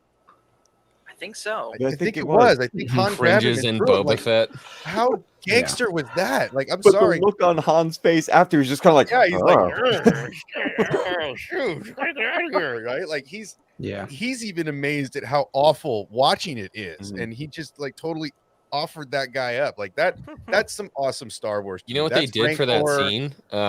Harrison was looking at the green screen, and then they brought Kathleen Kennedy in for 2 seconds, and then took her off screen. He was like, Oh my It's kind of sad that we have to tear it down. That's the thing about movies. I'm always like, really? We built this amazing thing and now we have to tear it down? I'm sorry, sir. It's time for you to leave. Wow. And Wow. it's time for X-Wing to go. That And have a happened. good night, X-Wing. We'll be seeing you later. That was a thing. I'm sorry. Okay. I thought it was funny. You know what I will say about that moment? Han does have another excellent moment at the end of this scene when he's going to kick this thing into hyperspace, launching off the deck, and there's just like, "Can you do this?" And he's just like, "I never asked that question until after." Yeah. That's a Yeah. Han Yeah. thing right there. Yeah. Never tell me the odds, right? Mhm. Yeah. Now, I will say back to the Marvel storytelling when the Rathtar scene, which I don't have a problem with, is going on. My main issue, kind of the through line with all the things that I don't have an issue or that I have an issue with, is the dialogue. So while this whole Rathtar scene's going on, everyone's getting eaten. It's pretty cool. Han's being Han. Chewie gets shot, and then Finn and Rey are running through the halls. Look, what do they look like? They look like that. They look like that. Yeah, it's just like that's unnecessary. They seemed like they That were line having didn't fun need- to a degree. Yes. Like almost this was just like a TV fun house. They're Yeah. like, You know "Wow." what? Speaking There's an of even that, worse example of that though in this same scene. After Rey hits the button Oh wait, that and was shuts lucky. the door, and Finn's like, "How'd you put Confused. the door?" And then Rey's like, "That was lucky." I Yeah. just, Oh, Oh that my made god! me Can you believe hurt. that just happened? no, Wow. Yeah, come that on, just hurts me. That's just a humble. That's I'm just a upset humble that you person, brought that man. up, Paul. That hurts. That's just a humble person. I read that as somebody that's not showing off. Like, oh, that was me, right? Like I read that more I of like saved you. But instead of being that like you owe me your life kind of person, she was like, oh, that was lucky, and then they keep running. Like I didn't find that as I didn't have a problem with that either. It is her being this, OP. She doesn't even know how she did it. She's just pushing buttons. She's like, oh, that was kind of lucky. Like I just feel like I would have been like, would you shut the F up? We got to get out of here, bro. You just hate Ray. You just hate Ray. Just stop it. You He's just gonna play hate another Ray. clip. You better watch out, X-Wing. Stop it.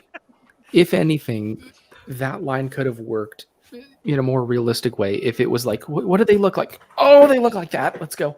And then they like ran off instead of like watching it for 5 full seconds. They look like that. And then like it could have worked. That exact line could have dialogue worked, has never been Star Wars' strong suit in any movie. Yeah, but again, I think it's just the storytelling they were going for. Yeah, that is a beautiful piece of dialogue. I would like to point out, you've seen my rewrite on that. We're about, I don't know, we're getting close to a halfway point in the main storyline here, right? I feel like, though, together, we have pointed out a lot more positives than negatives. Mm-hmm. I feel like that's a great thing. I feel like the negatives have kind of already. Yeah, that too. I feel like the negatives have already been said so many times. Really the only new stuff to talk about is the stuff that we like. Well, Obsession made a really good point in saying that it's been so long that we've detached ourselves from these movies and we've been clouded by the dark side, because all we've had about these movies is everyone just talking about the bad. But you think about it, like, for some of us, the last time we watched this movie was in the theaters in 2015. For some of y'all, I watched. I've watched TFA on Disney Plus multiple times. I watched the trilogy. Every time X-Wing says he hates the trilogy, I go back and watch the whole thing again. I didn't say I hate the trilogy every day. Last time I had watched it was in the spring, like right as the channel was getting started. Yeah. Now, I did make a point of purposely watching the hard copy, though, because I don't want to put the watch hours in on Disney Plus. Yeah. Tell me you're salty without telling me you're salty. Yeah. Look, I'll watch the original trilogy, Clone Wars, but everything else on Disney Plus. I'm not putting watch hours in. That's it. I'm putting it on. I would right love now. to see. I would love to see actually what the running total is for the watch hours for all the movies, though. That'd be interesting. Yeah. Do you think Revenge of the Sith has the most, or do you think the original? I have watched 1 through 6 probably about 37 times on Disney. Because they are really good looking 4K remasters. I was telling Mrs. X-Wing that we watched A New Hope together for the first time today. I'm so happy for you. You have no idea. You're telling me. I was super happy. We watched A New Hope together for the first time today, and I took a video when it was done. And I'm like, "What did you think?" And she was like, "It was good." And I'm like, "Give me the ring back." Get out. Well, see, and I have a hard time watching anything but the original cut. For me, I have a real hard time watching anything added. I got to watch in Hangar 94 when I saw Boba Fett standing there. I'm like, I got to interview that guy. Yeah, I can't. I have a real hard time with the additions for me. So personally, I keep that in my. That's why I don't watch it that much anywhere. Dude, the entrance to Mos Eisley is painful. It's painful to watch. I will say this though, and I know we're a little off track, but I want to say this while we have it in mind. But I just literally watched the theatrical cuts like over the last 2 days. Here's an interesting thing I noticed. Not a whole lot was changed in the Guido special shot first. edition. Like if you go back and you watch the theatricals versus the special editions, it's like the theatrical cuts stand up because the movies already were that good. Right. And then you threw a little bit of icing on it for the special edition. But anyways, a little too much icing. I would say that probably Revenge of the Sith has the highest watch time just because of the impact it has on the entire story. And the memeability of it. You can go on TikTok and there's 1,600 hours of people memeing Revenge of the Sith. You know, Think about how many people went and saw Force Awakens. That was their first Star Wars, and then people were immediately like, "You got to go watch Revenge of the Sith," and then they did because now they were open to it. because we're the parents. Oh my god! Okay, Oh, boomer. God. We're the Star Wars Anyway. boomers. Oh, Yeah. NNO. What about Star Wars boomers? Hashtag NNO. Hashtag NNO. No. I call nothing burger. So, anyway, Obsession. What were you just talking about? I had something good to say. I was talking about the well, just a second ago I was talking about the watch hours. But before that I was just saying that I think you were moving on past the Chewie and Han stuff is where we were going. Yeah, no, you said something about the special editions. I have a hard I don't time. remember. I have a hard time watching anything but the original release. Right. Personally, like Yeah. I still have. I had a VHS player for a really long time because I just couldn't take the additional stuff. Like it just. Yeah, I have a hard time watching anything. Well, now at least, but Revenge of the Sith Ultimate Edition. Oh yeah, I'm gonna have to watch that one of these The days. 5-hour cut. I gotta get my hands on that. Yeah. I just felt like it wasn't. See, no, we can't start talking about that. That's a whole other stream. Yeah. Talking about specialized versus I was trying theatrical to and all that boomerang stuff. us back. Yeah, I'm going to do a review of that Ultimate Edition after I finish it because it's so long. But I did want to touch on something before we go back to Force Awakens. Steve says, my opinion, nothing in Star Wars is bad. It's just not for you. Would you guys stand by that, or do you think there are things that are objectively bad? I'll take this real quick. You are Go ahead, correct. Sus. There are many things that are objectively bad. Okay. I somewhat agree with Steve's opinion on that regarding that new kids might like the recent movies better because that's what they're growing up on, and they haven't been shown the proper order of the movies or anything like that. So they might grow up liking the new movies better than the originals. But I have to disagree with him on the main point because there are many things that are terrible about the new movies. Well, okay. I've got an interesting take here. Okay, go ahead, X-Wing. Shock me. So objectively bad, and I'm probably gonna lose 500 or 600 subscribers after this one. Caravan of Courage, in my brain, objectively bad. Nostalgia factor and love for this story, 100%. I love it. Is that the comic that two Star Wars nerds were No, going this through? is a real movie. This is a real movie. In my brain, objectively bad. And then the flip side of that, and see, Paul is like, yeah, where's the unsubscribe button? Like, I'm just going to get rid of this X-Wing guy. I wouldn't do that to you, man. On the other side of that, I would say, like, The Last Jedi and Rise of Skywalker, for me, from a story standpoint, are objectively bad. But in terms of a movie, they're very pretty. They use John Williams, and there's some storytelling, whether or not I like it, are okay. See, I would say, like, people would argue that the holiday special is objectively bad, but there are some people that like it. So That's is it just even objectively satire, bad? though. It's satire. I feel like that's a whole different wheelhouse. Okay. So we will say, as opposed to nothing in Star Wars, let's just say no movie is bad. It's just not for you, because The Last Jedi does have a special place for some people. Rise of Skywalker has a special place for some people. Some people despise the prequels. That doesn't make something objectively and other bad. people like good Star Wars, Objectively, there are moments within the movies that should not have happened. Gonna put that out there as well. That doesn't make the movie bad; it makes the moment bad.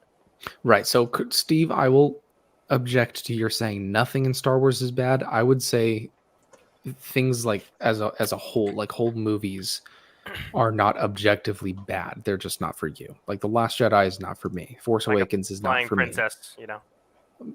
Yeah. Leia Poppins. May I give my thoughts on this? Yes, go ahead. Okay. So, nothing in Star Wars is bad. It's just not for you.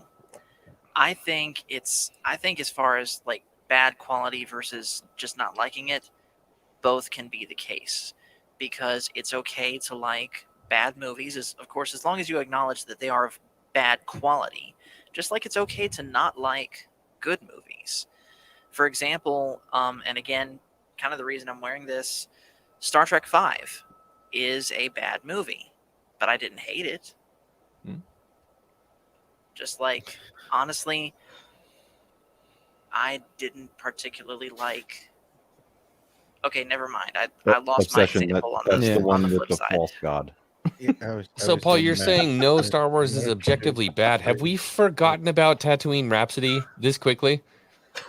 I liked Tatooine Rhapsody as a I music met fan. somebody yesterday I met somebody the other day that loved that and wanted to see that band in the Mandoverse. I appreciate your charity work in the mental institutions. I'm not devaluing that. I'm just saying. Hey, X-Wing, consider it revenge for your comment on Caravan of Courage.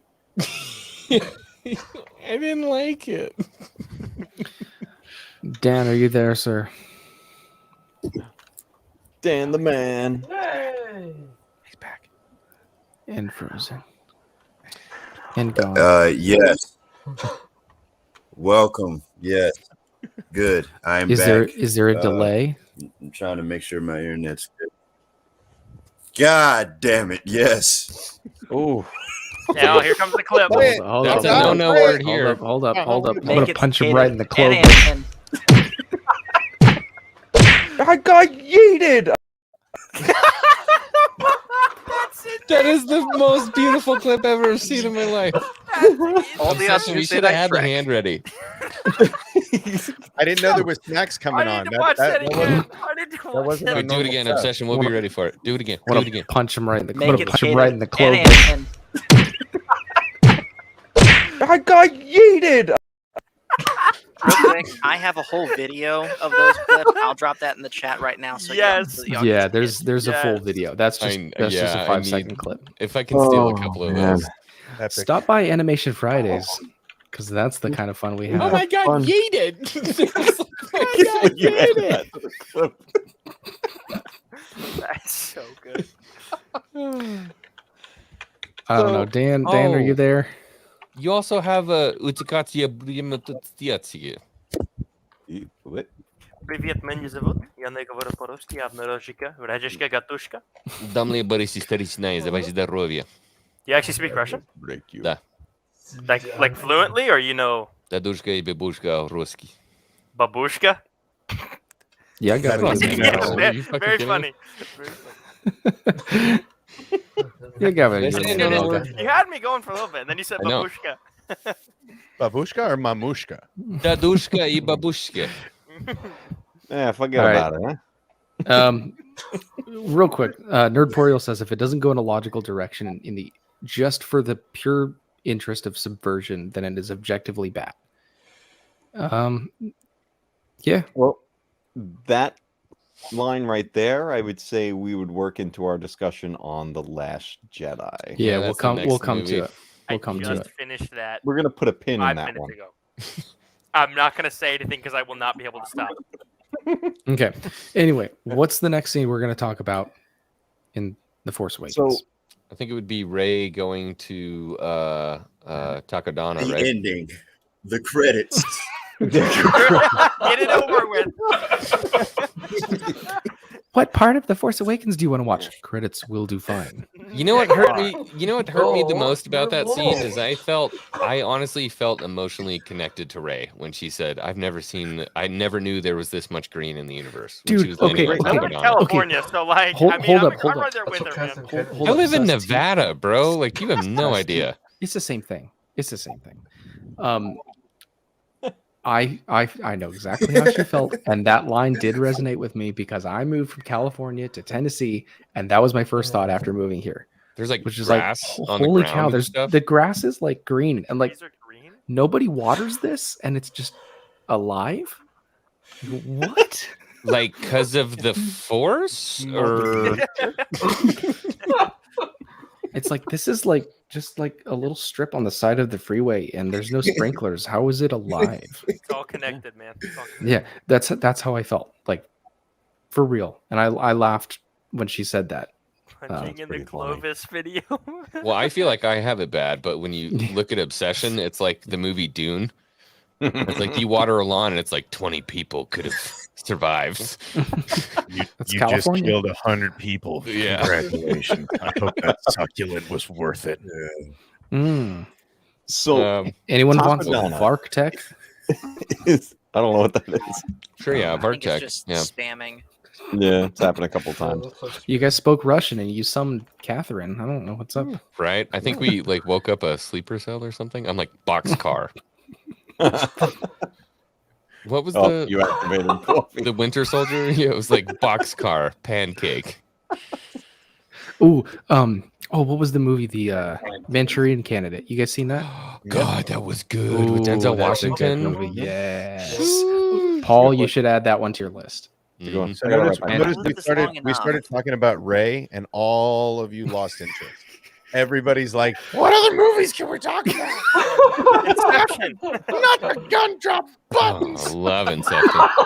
Amazing. Tenet and Inception go hand in hand. Obsession. This is actually the moment I have the most to say about it. Okay, go ahead, Matt Cave. You just kick him? Matt What'd you Cave, just save do? us. Did you just do Dan? Poor Dan. I didn't touch him. Oh, I didn't okay. touch Dan. I didn't touch him. I promise. The whole Coffee isn't Takodana Ray. Cyst. Oh my gosh! Wow! Wow! Wow! Sus is out of here. I'm gonna punch him right in the cloak. I got yeeted.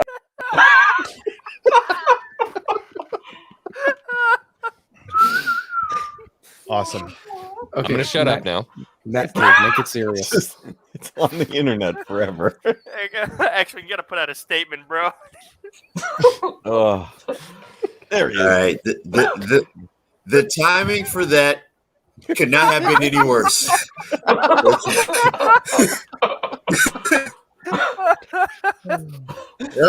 Oh, It's my okay. goodness. I want to We'll get through apologize it. to We'll my get God. through I want to apologize All right, to my sponsor, Cheez-Its and Gatorade. I'm sorry. Oh, Okay, all right, I'm done. Oh, I'm done. no. Ray. Ray. This Go is ahead, Shadow Legends. Raid this is Shadow an Legends. important moment for her. It's the icon Takodana, heated. this whole sequence should have been swing. Like, Get when outta this here. just gets beaten. That's just. And then I got heated. Okay. I need to make that my ringtone, Matt Cave. Oh That's my gonna gosh. be good. Okay, we need like a 10-second.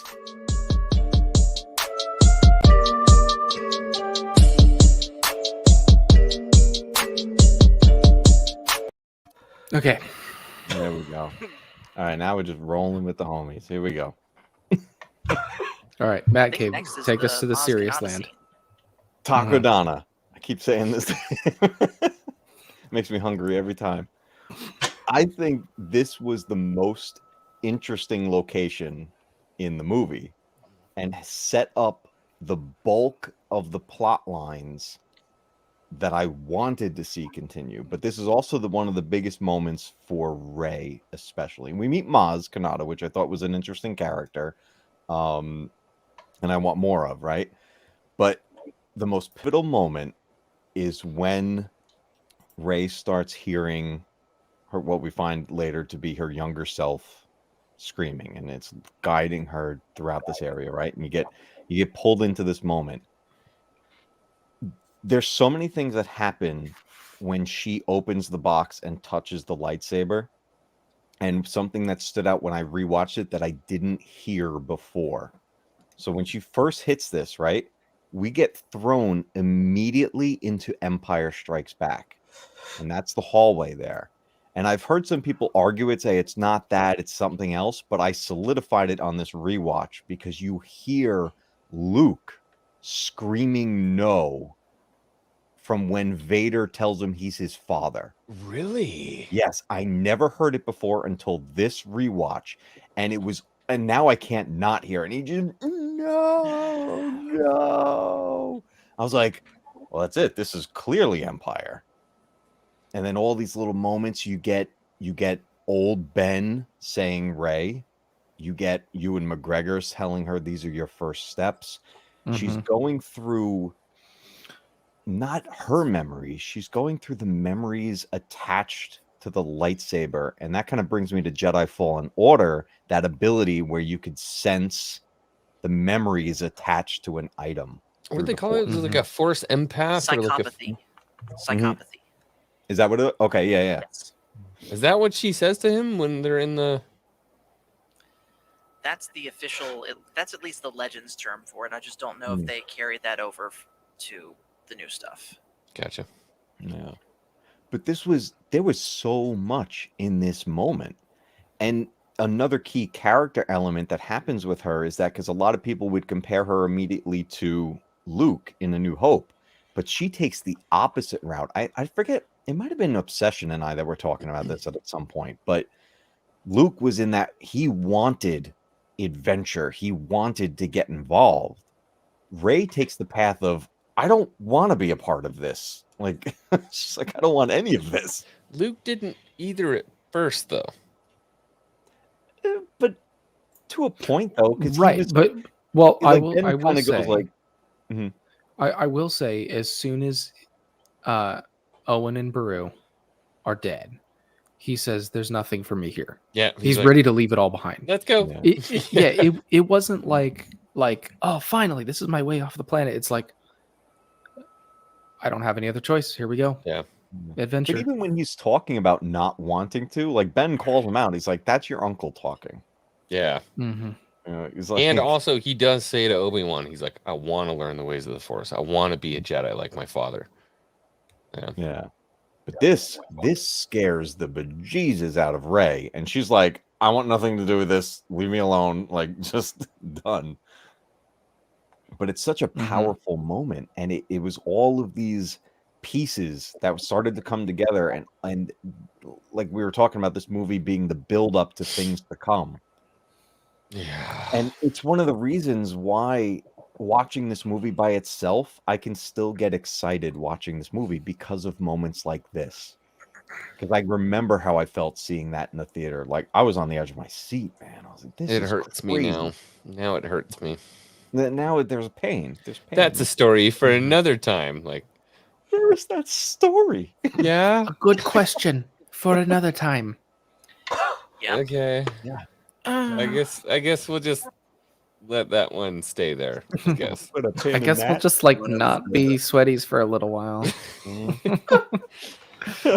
That scene like all we was that live was for. I think that was one of my favorite scenes though, when she touches the saber and it's like, oh, here's all the references. Like, here we go. Yeah, because you know? we see stuff like that in the books where like people are transformed. It's like an out of body experience, or they see visions that just like come at them and start haunting them. We see that in the books, and to get to see that on film was pretty amazing.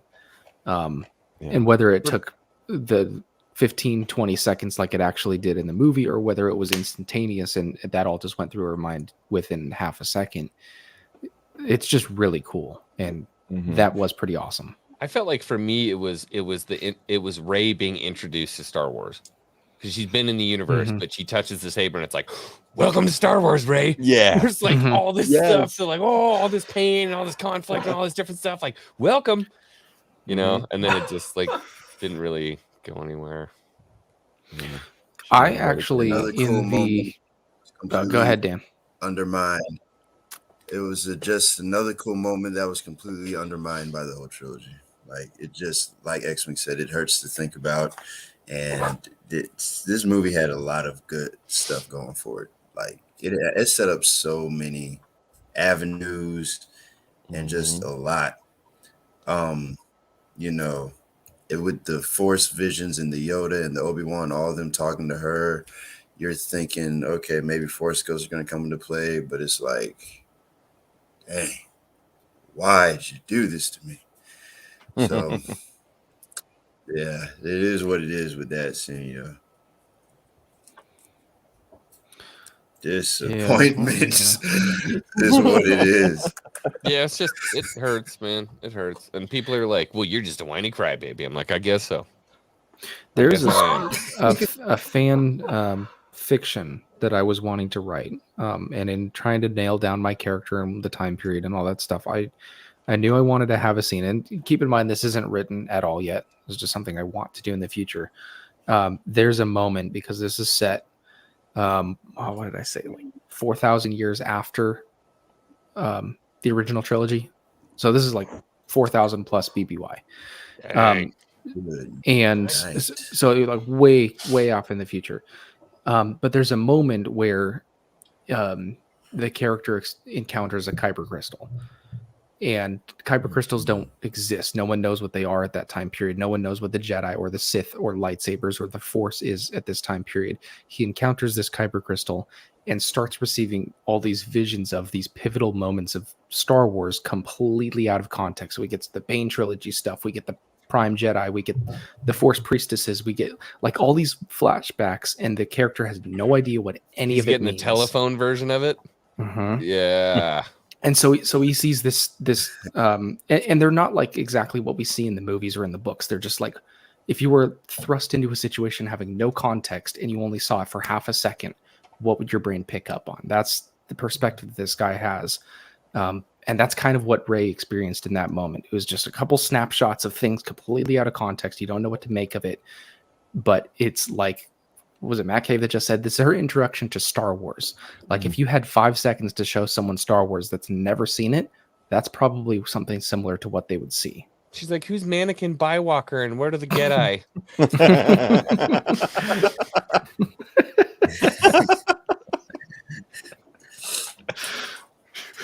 I'm gonna clip that. That was great. By the way, progress on the Lego set. Ooh, nice, dude. That's looking good. Ooh, dude, you're clicking right through that thing. Holy cow. I've been doing this since I was 6. Gorgeous. Well, if it's taking you that long, then I guess that's not so good of a job. You have until you're 99. After that, you can't build them anymore. I don't follow the rules. That's right. Isn't it like 3 to 99 and then after 99 it's like do That's not like, give okay, that to them. Not. That's like the Christmas song. From kids from 1 to 92.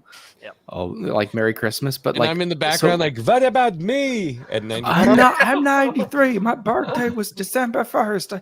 You're not wishing me a happy Christmas. Or like in Thinking Out Loud, the Ed Sheeran song, like, darling, I will be loving you till 70. It's like, what if you're 71? 71, just He's gone. full He's blown gone. Hugh Hef. I'm talking like a silk smoking jacket, a cigar, walking out on the town, throw your rig in the gutter. Yeah. I like it. Yeah. He's gonna take that boba guy's starship and dip. Yeah. The Boba Guy's starship. I'd love to see that on the Lego box. It's like July 21st. I'm all, catch me in the fire spray, son. I'm out. It's the Goodwill Dollar Tree version of the Slate one. The Boba Guy's ship. Yeah. All right, what's next? So we talked about the lightsaber, her touching it. What about Kylo Ren coming in, the destruction of the temple, which I thought, honestly, it really hit me as completely unnecessary. They're there for the map.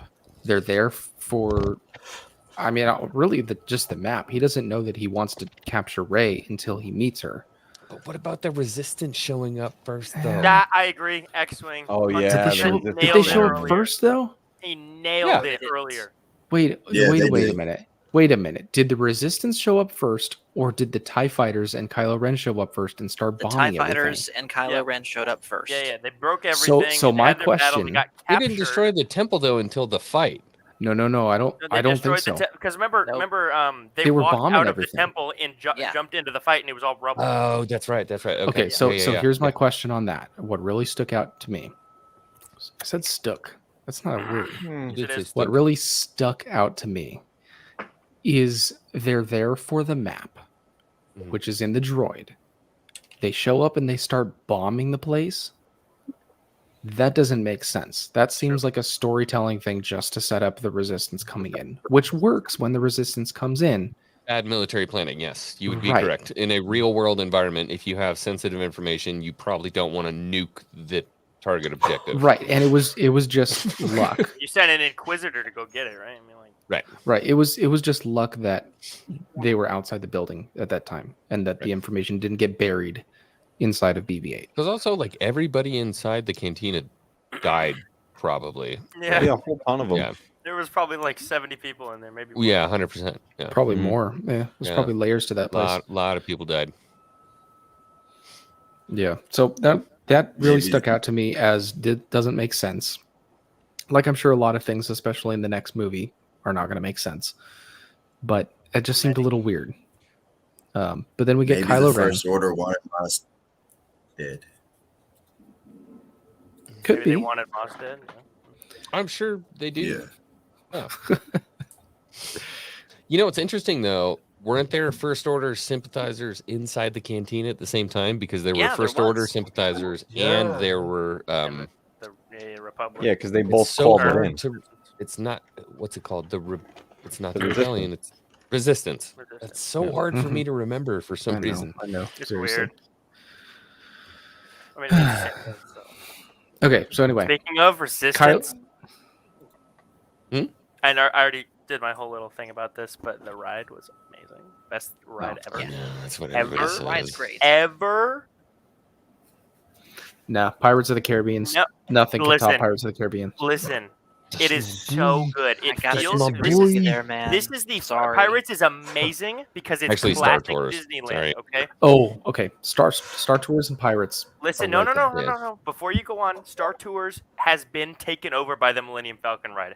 It is the Millennium Falcon ride is Star Tours, but you can control it, so it's better. Okay. It's not So better. that's- It's not better. I haven't Oh my gosh. I haven't Okay. been on it yet. X-Wing. I watched, I think it was yesterday, the intro video that they would play in Star Tours when you're waiting in line that would show you like how to get in and buckle and like stow the thing under the seat. I watched that the other day and the nostalgia trip was unreal. Bro, I just did it in French a couple weeks ago. It was insane. Nice. Yeah. Before we get back into our main point, and this is from a guy who used to go to Disneyland like twice a week growing up for years. The last time I was on English Star Tours was 1999 as the year was turning to 2000 in Disney World. And while everybody was out watching the fireworks and the big parade and everything, and everybody was waiting for Y2K to happen and all the computers were going to shut down and the world was going to end, I rode Star Tours like 16 times. I was 9 years old. I rode it like 16 times by myself to ring in the new year. It was amazing. the It was best time to amazing. do a ride, no one's on them. Nobody was there, dude. I just That was me with California Screaming, except I would do my math homework and go on the ride like 4 times because it would come in the station. No, like 2 people would get on and they would just send me through. So I was there in the very front seat of California Screaming, which is now the Incredicoaster, I think. Terrible. And Like, just hey, Cal. rode it Hey, over and Jim. over and over again. Yeah, seriously. Yeah, seriously. By the way, Splash then- Mountain. Oh, those are looking good. Nice and creepy. Oh, nice. And then my mom's like, "Hey, you have to finish your language." Okay, get out, unbuckle. I'm like, I have 'Cause to I was go ride homeschooled, Splash so- before they retheme it. Splash is good. Dude, I don't want them to change Splash. Man, at we're all. really They're- using it's every already- opportunity I know- to already talk shut about I know we anything are other than The Force derailing, Awakens. but Yeah, okay, Splash Force Mountain- Awakens. Force Awakens. Oh, goodness. Wait, Okay, oh, okay. Kylo Ren comes in. What do you guys think? I was there With Kylo Ren? in the ride. True, I was the tree That brother. is the first time on any ride or anything I've ever been on where it makes you feel like you are a part of the movie. It No, is no, no, so no, no. cool. No. We're talking about Star the Tours. movie. No, don't say Star Tours. Nope, You are Star on a Tours, you're part of the ride. trench run. In Star Tours, you are on a ride. In the new thing, you get transitioned from places that you are walking through. You get taken captive by a tractor beam. You open the same doors you just walked through, and you're in a giant 100-foot tall, 300-foot wide Imperial hangar. Or sorry, not Imperial, First Order hangar. Can confirm all of this, by the way. It is so cool. The coolest moment ever. Ever. I was freaking out the whole day. It was insane. But the And then you get taken prisoner, and then Kylo Ren interrogates you, and then they break you out of the prison cell, and then you get... Anyway, continue. But That's it's the not coolest from the thing movie. It's so cool. It is a cool. That's not from the movie, though. Your claim was it's the most You from the cannot movie change thing my ever. statement, and I don't care how you say. If you say it's subjective, it is objective. It's. Oh, wow. That's What not are you- fair. That is not fair. I know where Facts you don't live. care about your Censorship. feelings, okay? Oh, snap. I know where you live. Yeah, I used to live right there. I'm just saying, I would take my NeoPixel saber. I would ride the Rise of the Resistance, but not buckle myself in. And as soon as Kylo shows up, I would jump out and light it up. And be like, That was something Quick that funny I was. story. Quick funny story, and then I promise we'll get back to the movie. Yeah. When Michael and Jonathan and I rode Rise of the Resistance, someone took one of their Disney Legacy sabers on there with them and had it turned on, and one of the cast members who was playing the First Order walked up to them, looked at it kind of, sarcastically, like, you know how I know that's not real? And they literally grabbed the blade and like, if this was real, my hand would be burning. What? That is something that we were like talking about the whole rest of the day. Is because they interrogate you guys as you're walking out of the cruiser, I and would we were have bashed thinking, what that if, cast member yeah, in the what if face some, with my what if saber. one of the Like, is it cast real members now? that, what Imperial officers Do you walked up and you bleed? just like light your lightsaber? Right? How sick would that be?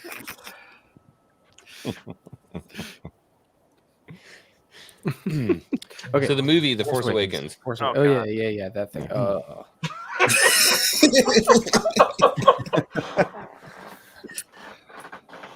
We got ain't never gonna this guy finish this coming in. movie. We got Okay. this guy. Okay, Kylo Ren comes in. I want this guy. I feel like he was a little too soft. So what I loved what they did in the beginning of the movie is like immediately right off the bat they're like, Kylo is ruthless, just like Vader. Like, Star Wars, it rhymes. It's like poetry, it rhymes. The first time you see Kylo, he slashes Loris Santeca, murders the guy. Same thing with Vader. Picks him up, throws him against the wall. You're like, damn, okay, this is a bad guy. This is a bad dude.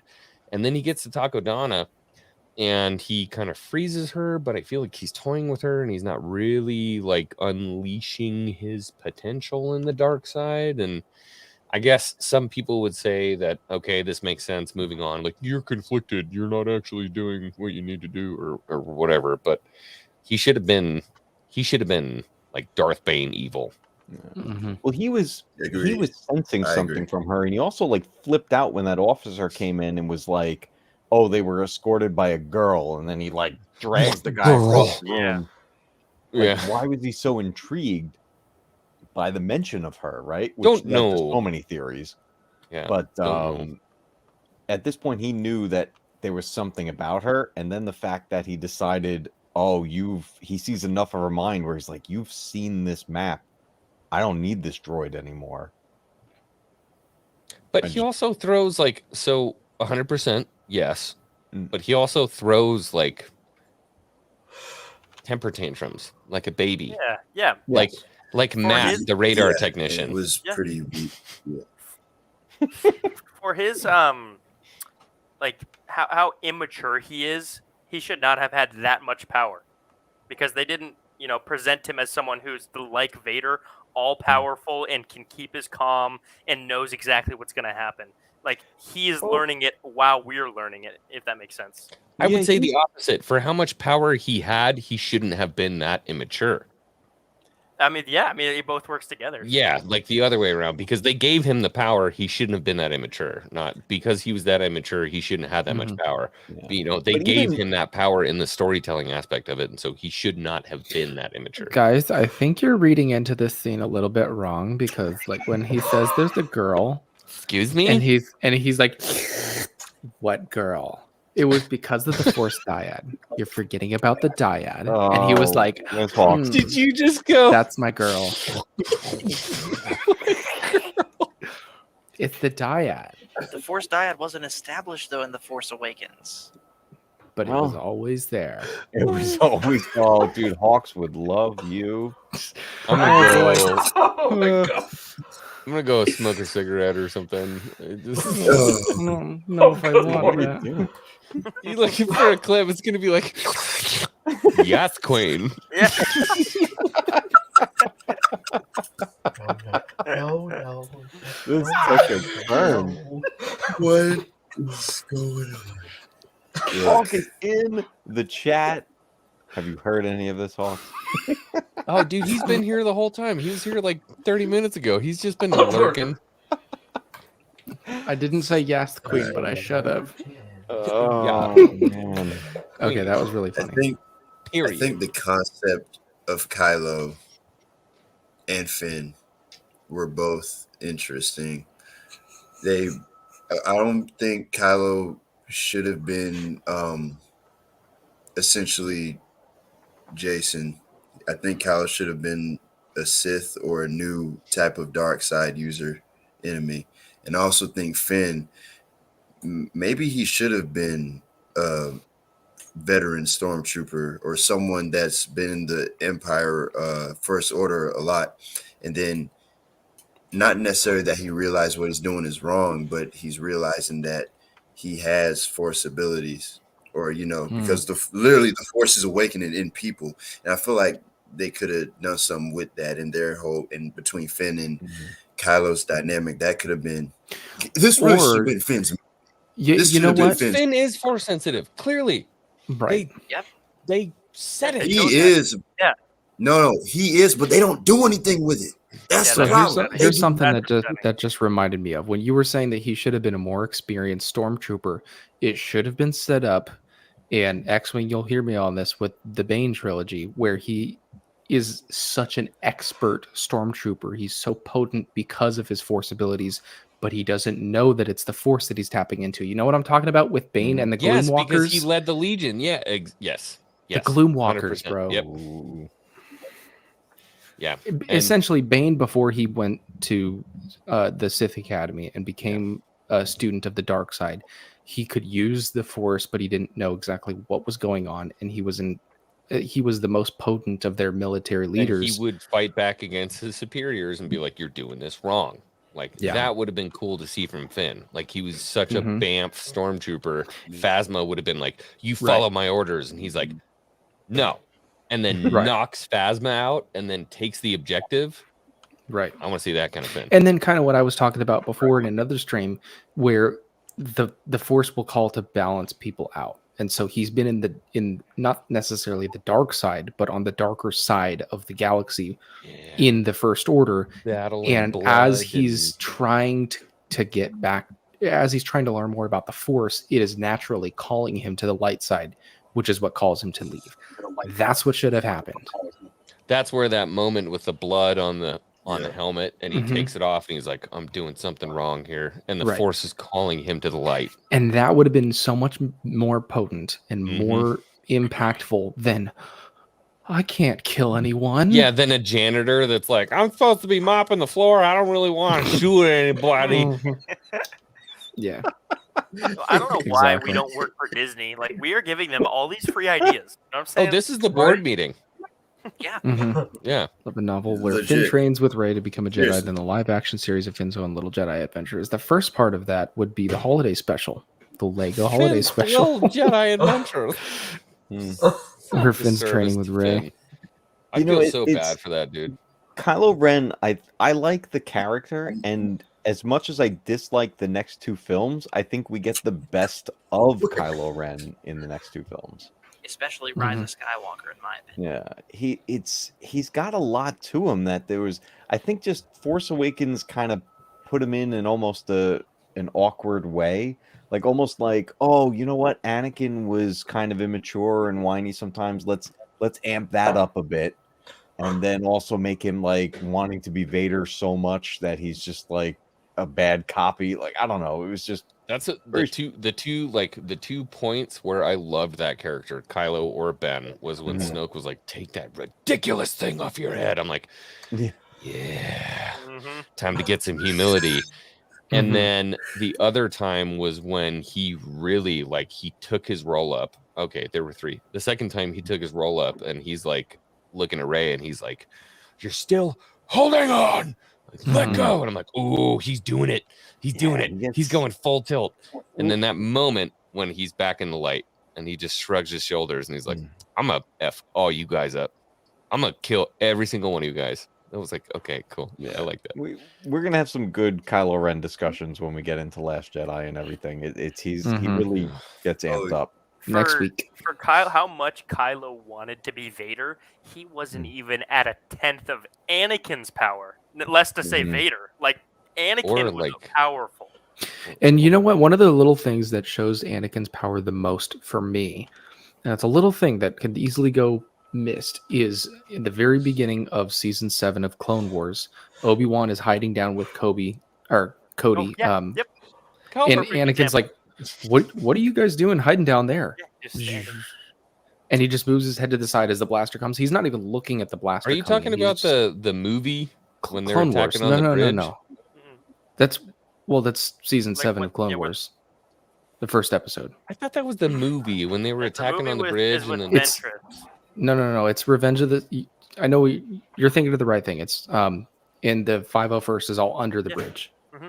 Yeah, the Clone They're Wars like, how movie. long do we have to hold on? No. That's Clone Wars season 7, episode 1, because it's in Revenge of the Sith. It's the Siege of Ultimate Edition. Mandalore. And then they take out Siege of Mandalore. Yeah, they take out the general. Yeah, the droid or whatever. Yep. Yeah, but that moment shows Anakin's power. He's not looking at the blaster bolts incoming. He's looking down at Obi-Wan, who's hiding, and he's like, "What are you guys doing down there?" And the blaster just goes right by his head. He goes, just "I a little. surrender."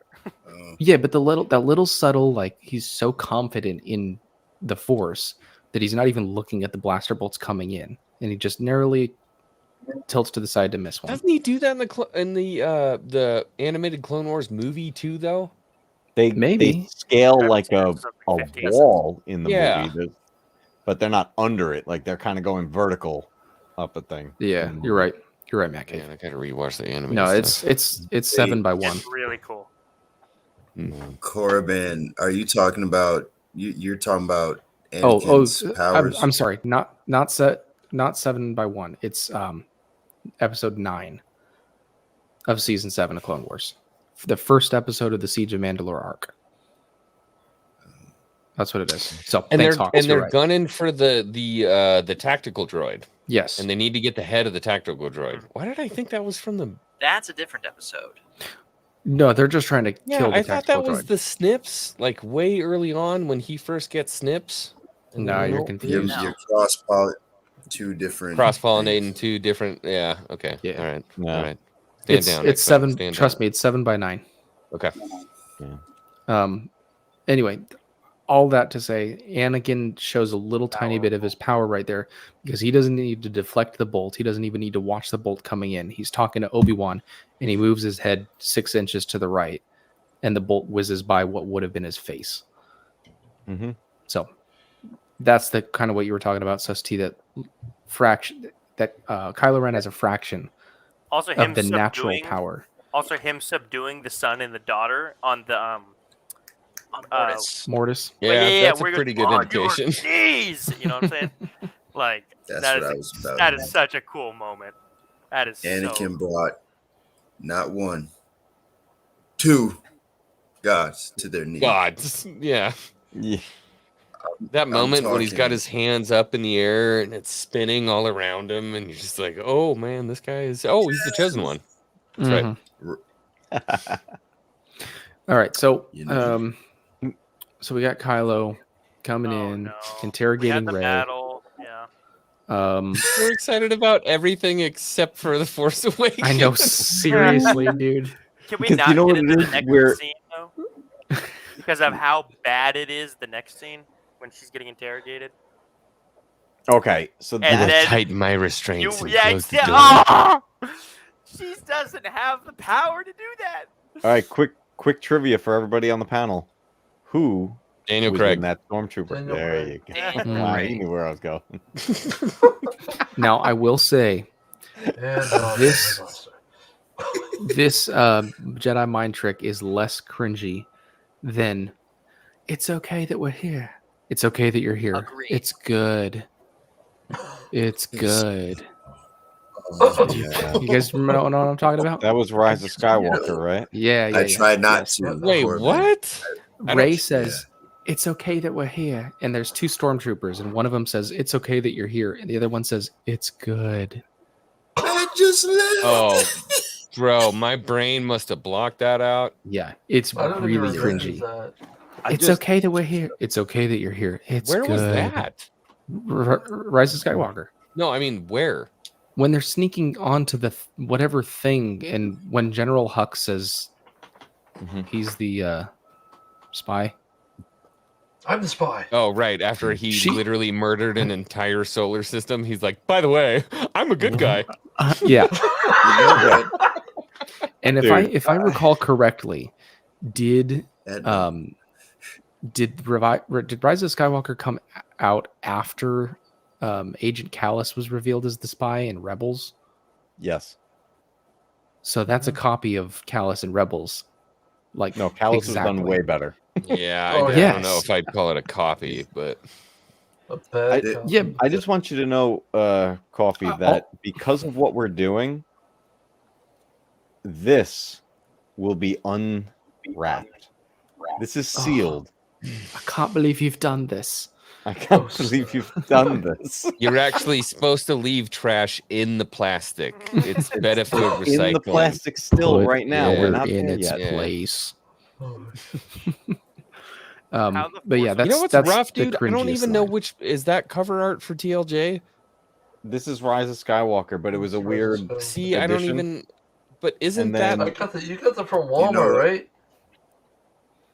The only good part about that film was the. But isn't that the haunting opening on scene that from The Last Jedi? Is Poe taking on the Dreadnought?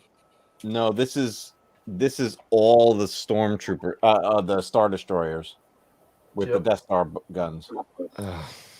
I know. Okay. Back to You the know topic. what? You know, hold on. You know what? If I was a tactician, a general, a mastermind of conflict, I would say if we are faced with an uncountable number of Star Destroyers, space horses. Dude, good call. And why didn't I think of that? It is canon. I'm looking It's like- forward to that movie a Yes. little less now. It's like, How many you know what brain the cells do I equivalent have left right now? Coffee, the equivalent of Always is two like, there are. No there's more, 60, no less. there's 67 Chinese aircraft carriers off the coast. What are we gonna do? Like, call the cowboys? Ostriches. And So- and Get you- every you helicopter know what you've else got makes and it- every horse in America. We're gonna airdrop horses. That'll get them. So We'll joust in the these They're dark, not using speeders. Tanks? We don't need tanks. We've got American horsepower. Their ponies are lighter and faster than ours. I guess they're really ponied up to that scene. Oh man, It's so bad. you know Okay, why? This all right. point, The why Force we're having Awakens, such a hard come on. time? so what makes Because that Yeah. this is the point in the film where things start to unravel. The mind trick was a huge beginning of that. Terrible. It's so bad because of how the Force and Force tricks and Jedi mind tricks in general were explained to me. This includes levitating things, by the way. How it was explained to me by this person right there when I was younger is the Force is like a muscle, boy and you Steve, cannot immediately be the good at it. Ewoks You have actually to help. You have to practice train it, and you have to train it. You can, no matter how good you are, how Force sensitive, how many midichlorians you have, you cannot immediately lift 30 tons of rocks or Jedi mind trick somebody. It doesn't But work like that. That's That's the thing why the too. old wizard in the desert who'd been studying it for freaking 50 years knew how to do it. Yeah, her doing a mind trick made no sense because why did she know that a Jedi mind trick existed. Exactly. She'd never How do even you- heard of the Jedi. Because the Force. And then Force. Han Oh, goes, 'cause that's the not Force. how the Force works. Yeah, right. Can you please make like a That's little not meme how about the that to Force play over? works. I will for next stream. That's not how the Force Because works. it's because the Force is female. Damn it, that's why. No, the Oh, that's Force is right. I family. forgot. Force is Dang. family. Here The I go Force is engendering family. the Force again. My bad, bro. The Force is non-binary. So we get that cringe moment there. I'd say Mhm. honestly the next major thing about this, I mean, yeah, they fire off the weapon and they destroy the New Republic, which we didn't get to really see any of anyway, so there was no real emotion Right, tied we to had it. no idea what even the government was at that point. Yeah, there was They're nothing. the resistance, so we What's the assume they're New small. Republic at this point? Yeah, it meant nothing. Okay, here's a question that I genuinely have that I could not figure out.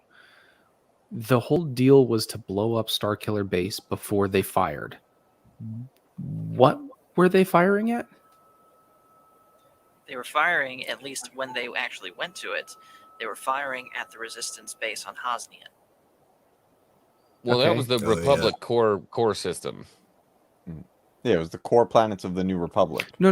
Like at the end of the movie, what were they going to fire on?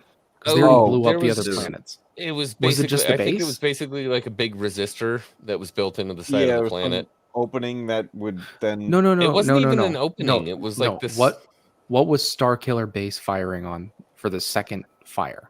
Oh, the great first fire question. was the I'm- planets. The resistance base on Hosnian. Right. Yeah. No, but the Hosnian system was destroyed the first time they shot it. Sorry, not the Hosnian. It was the Alenian system. That's what it was. Okay, The so they had Alenian another system. target. Nice poll. Get it? 'Cause- Nice poll. yeah. But my question is, why wouldn't they target that first and then hit the Hosnian? They were making a statement by destroying the New Republic because in Hux's whole speech, he's like, the Republic has just been hiding the fact that they're supporting this resistance and they're criminals and all this, and so they were making a statement to the entire galaxy. And the whole time, Hux was like, I hope they don't get mad at me later for doing this, you know? I'm really a good guy. See, here's my problem with that. The first fire was on like all the major planets of the New Republic. The second fire was supposedly on their base, as to what Paul said, but I couldn't even pick that out when I was watching the movie. So it's almost like the Russians are firing on us. They already destroyed Washington, D.C., Los Angeles, Sacramento, Houston, and now their next target, Area 51. They must be stopped. It's like, well, that's kind of like they already blew everything up. And now they're coming after your base. It's like kind of lower stakes. Like, dude, we got like a couple old trucks and like some alien tech in Area 51. Like, you wiped out my entire country at this point. What do you want? seriously. Also, we have a couple weebs that decided to storm us in 2019. Yeah. Mm-hmm. There's Clap them still a in the dude cheeks. running circles around one of the buildings with Naruto Well, I arms. think- Like, I think. Oh. Well, I think that joke, Corbin, that joke might have been the point, because in The Last Jedi they established that that's all that's left of the Resistance, and it's basically about killing the rest of the Resistance. So I think that might have been intentional, probably. Yeah, it seems like such low stakes to blow up the entire world, and then we have to stop them before they break our base. Like, just call me it's just crazy. weird. Look, We'll if wipe them all I out. was invading a country, I would probably take out the military before I worried about killing the government. Yeah. Like, couldn't you have test Yeah. fired on their base? Yeah. And No, that then would be used right. that as leverage against the governments. Take and out saying, the like, military, and then it's like, hey, government, you got nothing left, and then leave all of that in structure Yeah. in place. Okay, let's get past that. It doesn't Right. make sense. Nope. Now they're going to blow up Starkiller Base, right? Yeah. Right. Do we have any positives Cool at name, this by the point? way. Can we talk So- about real quick Yes. the reunion between Han and Leia first? Yeah, we do Every get the, interaction between Han and Leia was so cringy. Yes. Doesn't Was. matter what movie it's in. It's sorry. This one or The Last Jedi, which we'll get to. But this, it's so cringy. It's You changed your unbelievably hair. cringy. That okay, Same yeah, jacket. okay, yeah. So I haven't seen you in like I don't know 25 years. We have a child Mm. together. He's like the bane of the galaxy. But you change your hair. Same jacket. Same jacket. Oh no, he says sorry. new Let me jacket. do it. Let me do it in her voice. Same jacket, right? She does it. Wow. Same jacket. Is that what she said? It sounds like Finn, Roz it's from such a Monsters brave- Inc. Tim. It's such a brave thing They you turned did. they Lady turned the him into Resist- the main characters from Greece. I'm watching you, Wazowski. Yeah. It's like Did if I they ever got tell you the time I trained with my brother with the green lightsaber? I kissed my used to brother be once. Before you, Evan. We I didn't know used we to were be brothers. a but what are princess, you you gonna know. I was the princess of Alderaan. Oh my god! I'm gonna take a break. I'm taking a break. Oh my god, I love you guys. Oh, this was rough. Yo. I like what Making- Holocrons just said here. Mm-hmm. I'm trying to get to it. My computer is there. We go. Yeah, making Han a father who leaves his wife and kid without ever reaching out in this day and age is such a tragic story to have kids see. Yeah, Because it was the loss of Ben to the dark side that drove Han and Leia apart. And then they make a point of saying, he's like, I went back to the only thing I knew other than this was being a smuggler. And then she's like, Mhm. I did the same. Like she went right back to being this government official and getting right into politics and everything. They kind of they didn't know how to handle the situation together. yeah. But F all that. They were the OGs of they Han and Leia could have done something instead of leaving Mhm. their only child, because there ain't no Anakin, ain't no Jason or Jaina, Ben Solo, and left him with Snoke. Well, the thing was too is that Leia was, and they go through this in the crawl. Leia's been trying to find Luke for some time, and it's since the loss of Ben. Ever since then, and Luke vanished, Leia's been trying to find him. And Han mentions the people that know him best believe that he went searching for the first Jedi Temple, which again is another plot line that never came to fruition. But it's one of those things. It's like they went their separate ways, but we're still trying to push forward. Han just kind of did it in a, I don't know, a bad way, scummy way. Another thing with that too, Matt Cave, is that R2D2 was with Luke. That was his ride or die. Mm-hmm. And when he did Leia just find R2 at the Jedi Temple already shut down? And like that whole R2 knows where Luke is. And that whole thing, I don't understand. That was the whole push of BB-8, so they had to get R2 out of the way. They'd done R2 dirty, and R2D2 is my favorite character in the entire freaking saga. Dude, let's be real. They did everyone dirty. Yes. Like there's not a single character that they honored. Yes. Even their new characters. But this is like what the reason we're having such a hard time getting through the climax of this film is because this is where it falls apart. We came up with a lot of positives throughout this, a lot of positive things. It's getting hard. It's difficult now because this is where it seriously falls apart.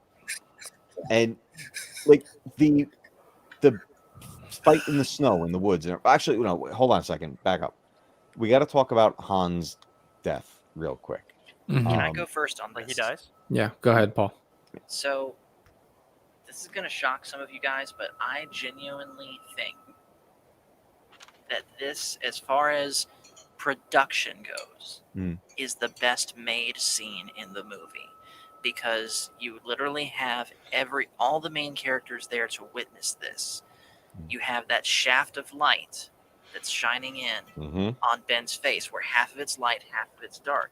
But the more the conversation goes, Which only with the shaft of light only appears when Finn and Rey come in and the door opens behind them. Yes. Then there's that light on his face. But yes, the production is fantastic. Continue. Yes. So that shaft of light continues to get smaller and smaller as the conversation's going. And yeah, he's saying, and I believe he meant it where he says, I don't know what to do. I'm so conflicted. Will you help me? But then the shaft of light is gone. All we see is darkness on his face. And then suddenly Han Solo is killed.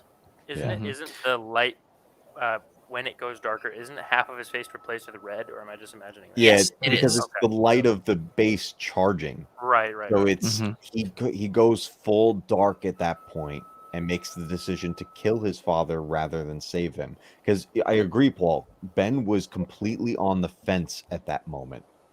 And just he could have gone either way. This was his internal struggle. He even says it when he's talking to Vader's helmet. He's like, "I'm feeling the pull to the light again." He's stuck in this internal battle. But at that moment, it's fully representative when he turned dark 100%. Now, quick question. I heard someone at one point saying fan theories of how it was not Ben that pushed the button on the saber, it was actually Han. And because if you remember, both of them had their hands on the saber at that point, and that Han basically sacrificed himself in the hope that his son would come back to the light. I remember that's one of the first things he brought up when we first watched the movie. I remember him talking about that. Well, there was that theory going around that Kylo didn't want to be part of the dark side anymore. He didn't want to kill his dad. And he said, I know what I have to do, basically to appease Snoke and to get him off my back and to give the appearance that I'm still in the dark side, but then working from within and redeeming myself to the light. And Han Solo says, like, anything, I'll help you do it. In essence, like, I will help you kill me so Snoke thinks you have done the deed, and then you can redeem yourself back to the light. That was the theory that was going around, but they didn't capitalize on that.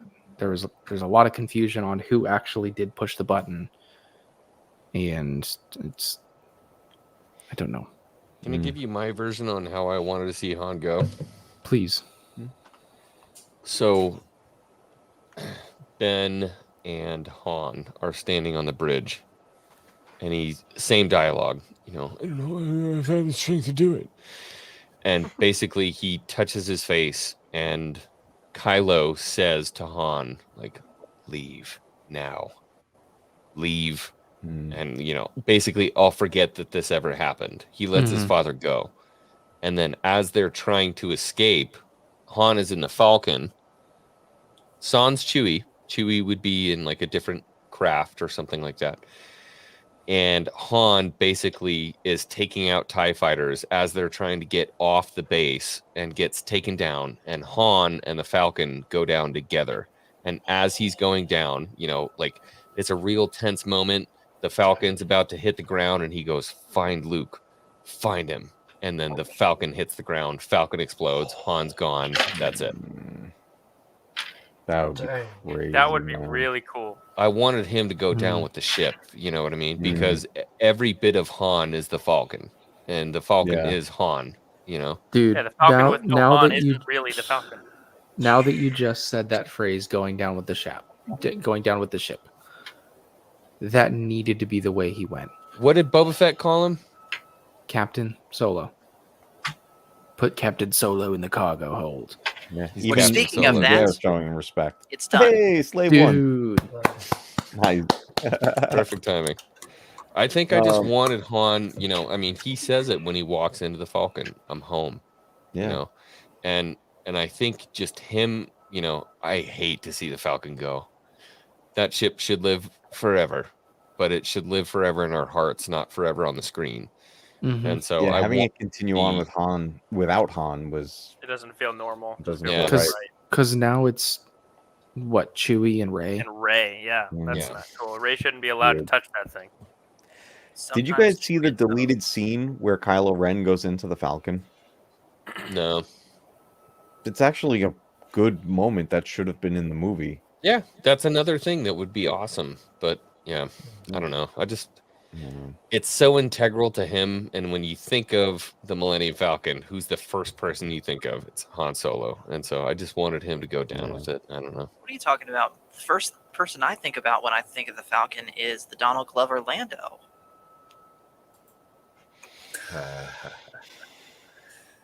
Pando Calrissian. I'm kidding, of course. Well done, I Paul. know Well that you done. are, but I could not come up with a quip quickly enough. It's just Pando like Calrissian. He's getting us while it's late. We're tired and we're hurt now. All at right, this let's point. try to wrap this up. There's something I want to, because it is definitely late. But all right, we know what happens with all this. They have the fight in the snow, and we all wish it was Luke that caught the saber and everything. Like we know us what and Mark right? Hamill. Yeah. But I want to bring it back somewhat to a positive with the end of this film. Forget Last Jedi exists. We're in the zone of Force Awakens came out. We came out of the theater and we witnessed the final moments of this film. And I'm going to share my screen if you don't mind, real quick. Of course. Can I add on one little thing to the end of that? You can. Is that if Han goes down with the Falcon saying find Luke, when she shows up on Acto or whatever, and tells Luke the last thing he told me was to find you, that adds motivation to Luke's story, because now it's like, Han's dead. There'd And be the a lot last his more emotion dying in it. wish was for me to find you. Like, yeah. And that is the perfect cap for this movie. Great job, everyone. We made it. It's done. It would have been all right. And I will say what Mark Hamill said when talking about the script reading for this, and the lightsaber jiggles in the snow and it flies, and he's expecting Luke to catch it. Yeah, Luke needed to catch it. Yes. I'm still not done, man. And you want to make it an impactful moment that Luke says it's time for the Jedi to end, and she said, Han, he said it was all true. He said all of it was true. Mm-hmm. And he's like, it's time. All right, you're ways better. Yeah. That's much better. Yeah, seriously. It's like, did they have no one in the room that was a fan of Star Wars, like a real fan of Star Wars? Because anyone would have told you anything else to do differently. Dude, I would have killed it. And I'm not saying like hire us, because I don't have like story writing experience. I'm saying hire me. What are you talking about? hire Dude, all of us. Okay. Here's this, and I've said this before. Go to a random Star Wars convention, pick up 10 random sweaties, have them sign NDAs, and say, "Here's the story. What do you think?" You get 10 people. Honestly, yeah. Well, yeah, that. But like, you get 10 people that are passionate about this sort of stuff, put them under contract that they can't say anything, and get their opinions on it. That's what I'm saying. Just get some input. The problem is when you surround yourself with a bunch of yes men that are stuck in their rut of the way that they do things. JJ has a way of doing things. And I don't want to blame one single person, because I don't think Kathleen Kennedy is the root of all evil. Ryan Johnson, I don't even blame him fully as much as you probably do, X-Wing. I think he shouldn't have touched Star Wars, but I think that he was doing the best with what he thought he had. Well, he made a terrible Star Wars movie, but it's what he did after that pissed me off. Yeah, I'm not privy to a whole lot of that stuff, so we can talk about that later next week. But I don't know. It just, seriously, get 10 people in a room that are passionate about this stuff, that know the lore, that have read all the books, and say, what do you think about this? You don't even have to give them the whole movie preview. Just say like, okay, Han dies this way. Luke is in this state of mind when we discover him. What do you think about that? Just give them little bits and pieces, and someone else will tell you, like, Luke hiding away as a hermit? What's the reason? No, that's not going to work. Like, anyone will tell you that. Well, it could work if we made this reason so ridiculous. Like, what Mara if Jade. he had a son with Mara Jade, and you've heard my Mara Jade theory. Yeah. If I you got are that going right to here. touch Mara Jade, do not fridge that character if you're going to bring her in. you gotta put some respect on Mara J's name, Car Mhm. man. Don't kill her, bro. The Do not Emperor's kill Mara hand, J. bro. The Emperor's hand. You got to be careful with that. Brie Larson. Oh God. Okay. Anyway, Matt Cape, what were you going to share? So this is Oh my God, I remember moment. the emotions of this moment. Yeah, this moment right here was one of the greatest things I had ever seen. Now, like I said before, keep in mind, you're coming out of the theater, Force Awakens, Last Jedi does not exist. We see this, that we're hearing the music, Rey walk up all these stairs. This is after hearing Han talk about Luke going to find the Last Jedi temple. We see him, we know it's Luke at this point. It's like, oh my God, it's Luke. What is this right here? That's a tombstone. Yep. No, it's the Infinity Gauntlet. It's the Infinity Gauntlet. Oh my God, it really does look like that now. No way home, Is right? that the Infinity Gauntlet with the middle finger? You can just snap it away. Hey, play the clip. Play the. So That's yeah, this is Kathleen just a Kennedy's screenshot. middle I couldn't- finger just I couldn't pointing share at the Star actual Wars. clip. But punch him right in the clover. I got yeeted.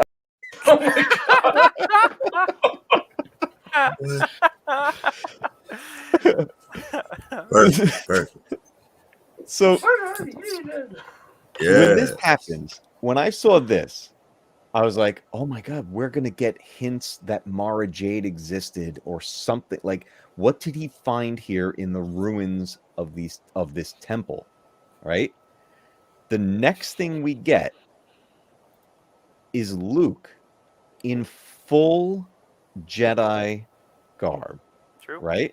This is next level Jedi here. This is paying homage to something. This is- Grandmaster. That's found some- Grandmaster this is Luke. Grandmaster Luke right here.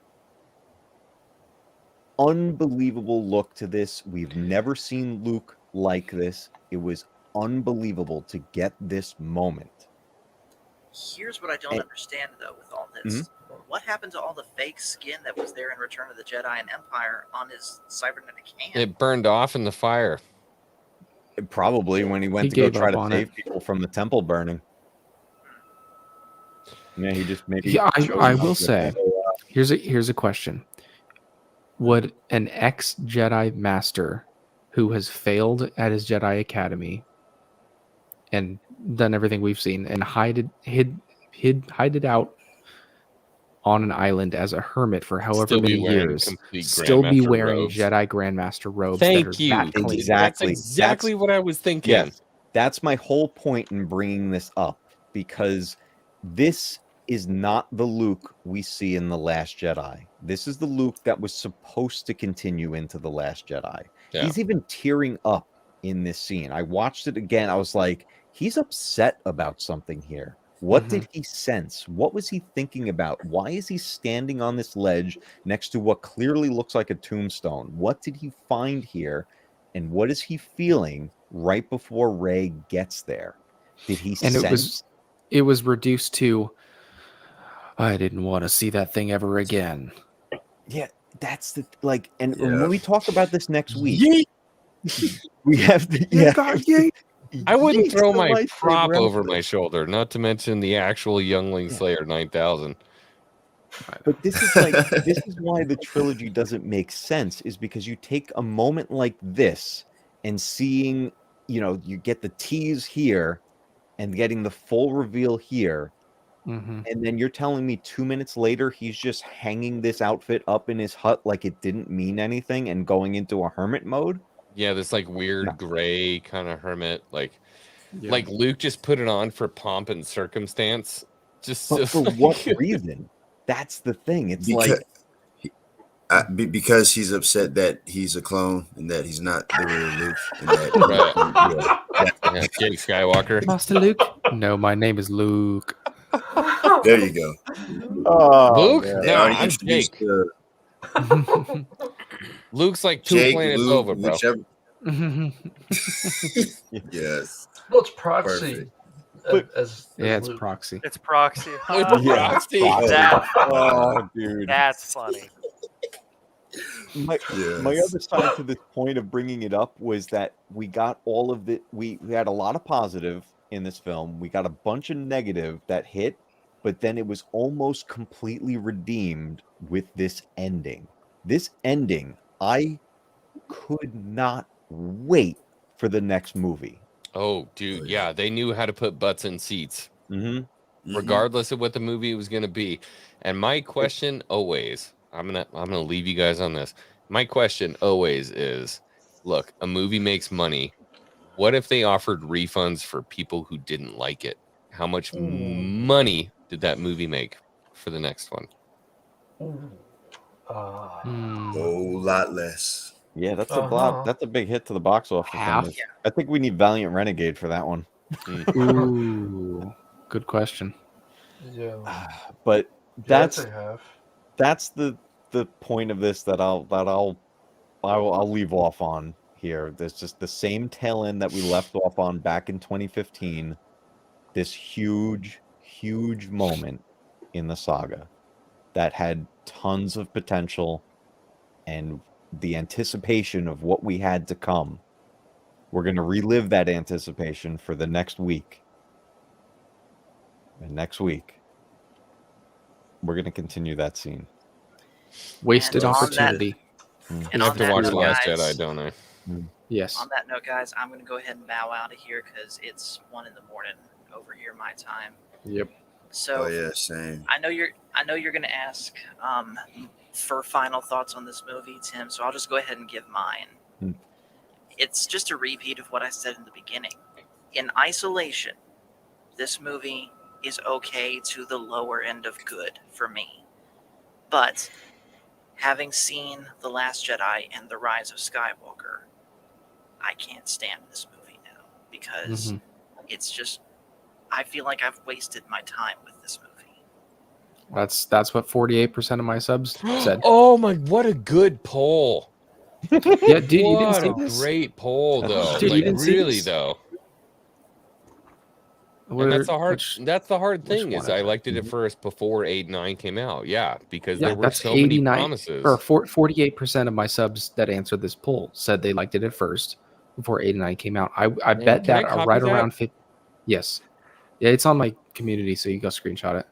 Yeah, I want to copy So that. anyways, poll. guys, I'm going to go ahead and bow out. A couple things to mention, of course, tomorrow, Tuesday Night Trek, we're going to talk Star Trek 6 before we go on winter break, before talking movie. Next Generation.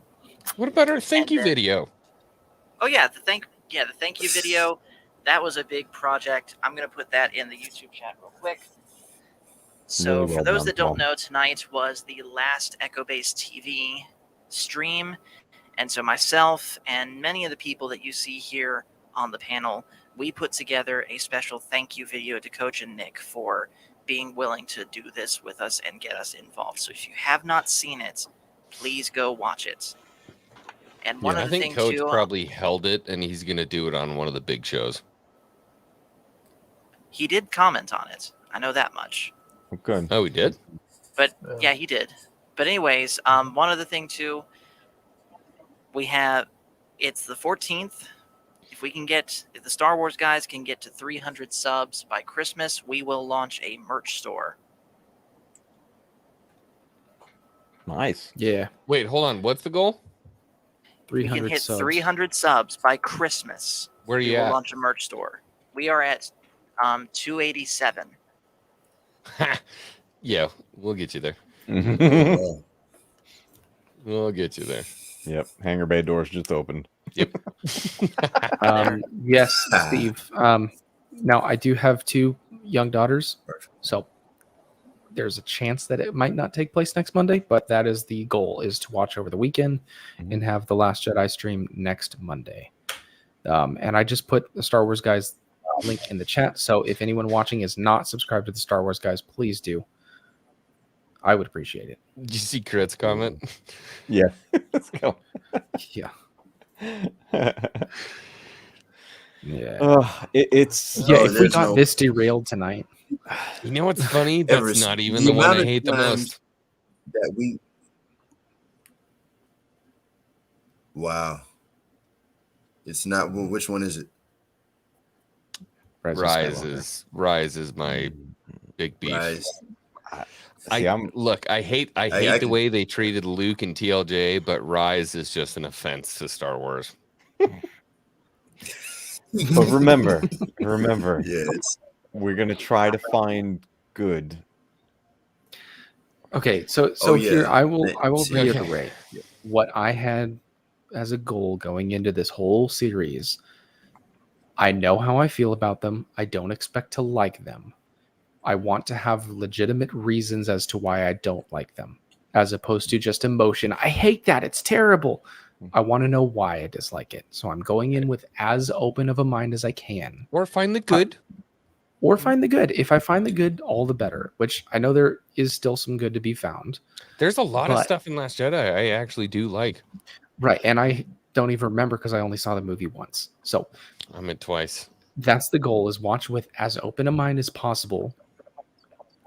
Look for the good if you can find it, and find legitimate reasons for the bad. Here's the thing, though. Whenever I go back and have my marathons with 1 through 6 and Clone Wars, and then try to squeeze in the sequels, and I try to find the good, I just end up decanonizing them because it ain't worth the headache, bro, of trying to And that's make sense honestly of that. one of the things that I had in mind when I was watching The Speaking my Force language. Awakens is I don't accept this as canon. It's not Star Wars. Right. It's something else. Right. I'll try to enjoy it as something else. And it did help. Oh, but it is. Yeah. It is canon. It's like Laura Remember Dern in when Jurassic people were Park real looking mad for about lilac Trump getting berries. elected and they got tattoos on their body that said Trump's not my president, but you now have a tattoo on your body forever that says Trump is not my president? That's us with the sequel trilogy. Like, Well, it's at least there. it's actually correct now. I mean, it's there forever. That's true. I Sequel guess that trilogy's did there age forever. a little bit better than the Yeah, sequel. and it's gonna stay right there in the world between worlds. Yep. That's right. I'm just saying, like, imagine Coffee going out and get a tattoo and saying, like, Rey's not my Jedi on the side of your body. Like, right. I'm gonna start a petition. How many votes how many people do I have to get to sign this? How So many? I get a Give me a tattoo? number. You give me a number, and I will get you that. My first tattoo is not going to have anything to do with the sequel trilogy. Guarantee you know what? that. You know what we could do? Sus. I have an idea. Yes. If we can raise $5,000 for charity, Coffee has to get tattooed on his butt cheek. Rey is not my Jedi. Yes. No.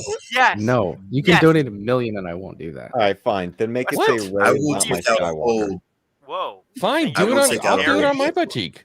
Are you $5,000 to have Rey is not my Jedi tattooed on my butt cheek? Absolutely, I will do that for any charity. Well, any good charity. on your Okay, but I'm going to punch him right in the campaign. clothing. I got yeeted.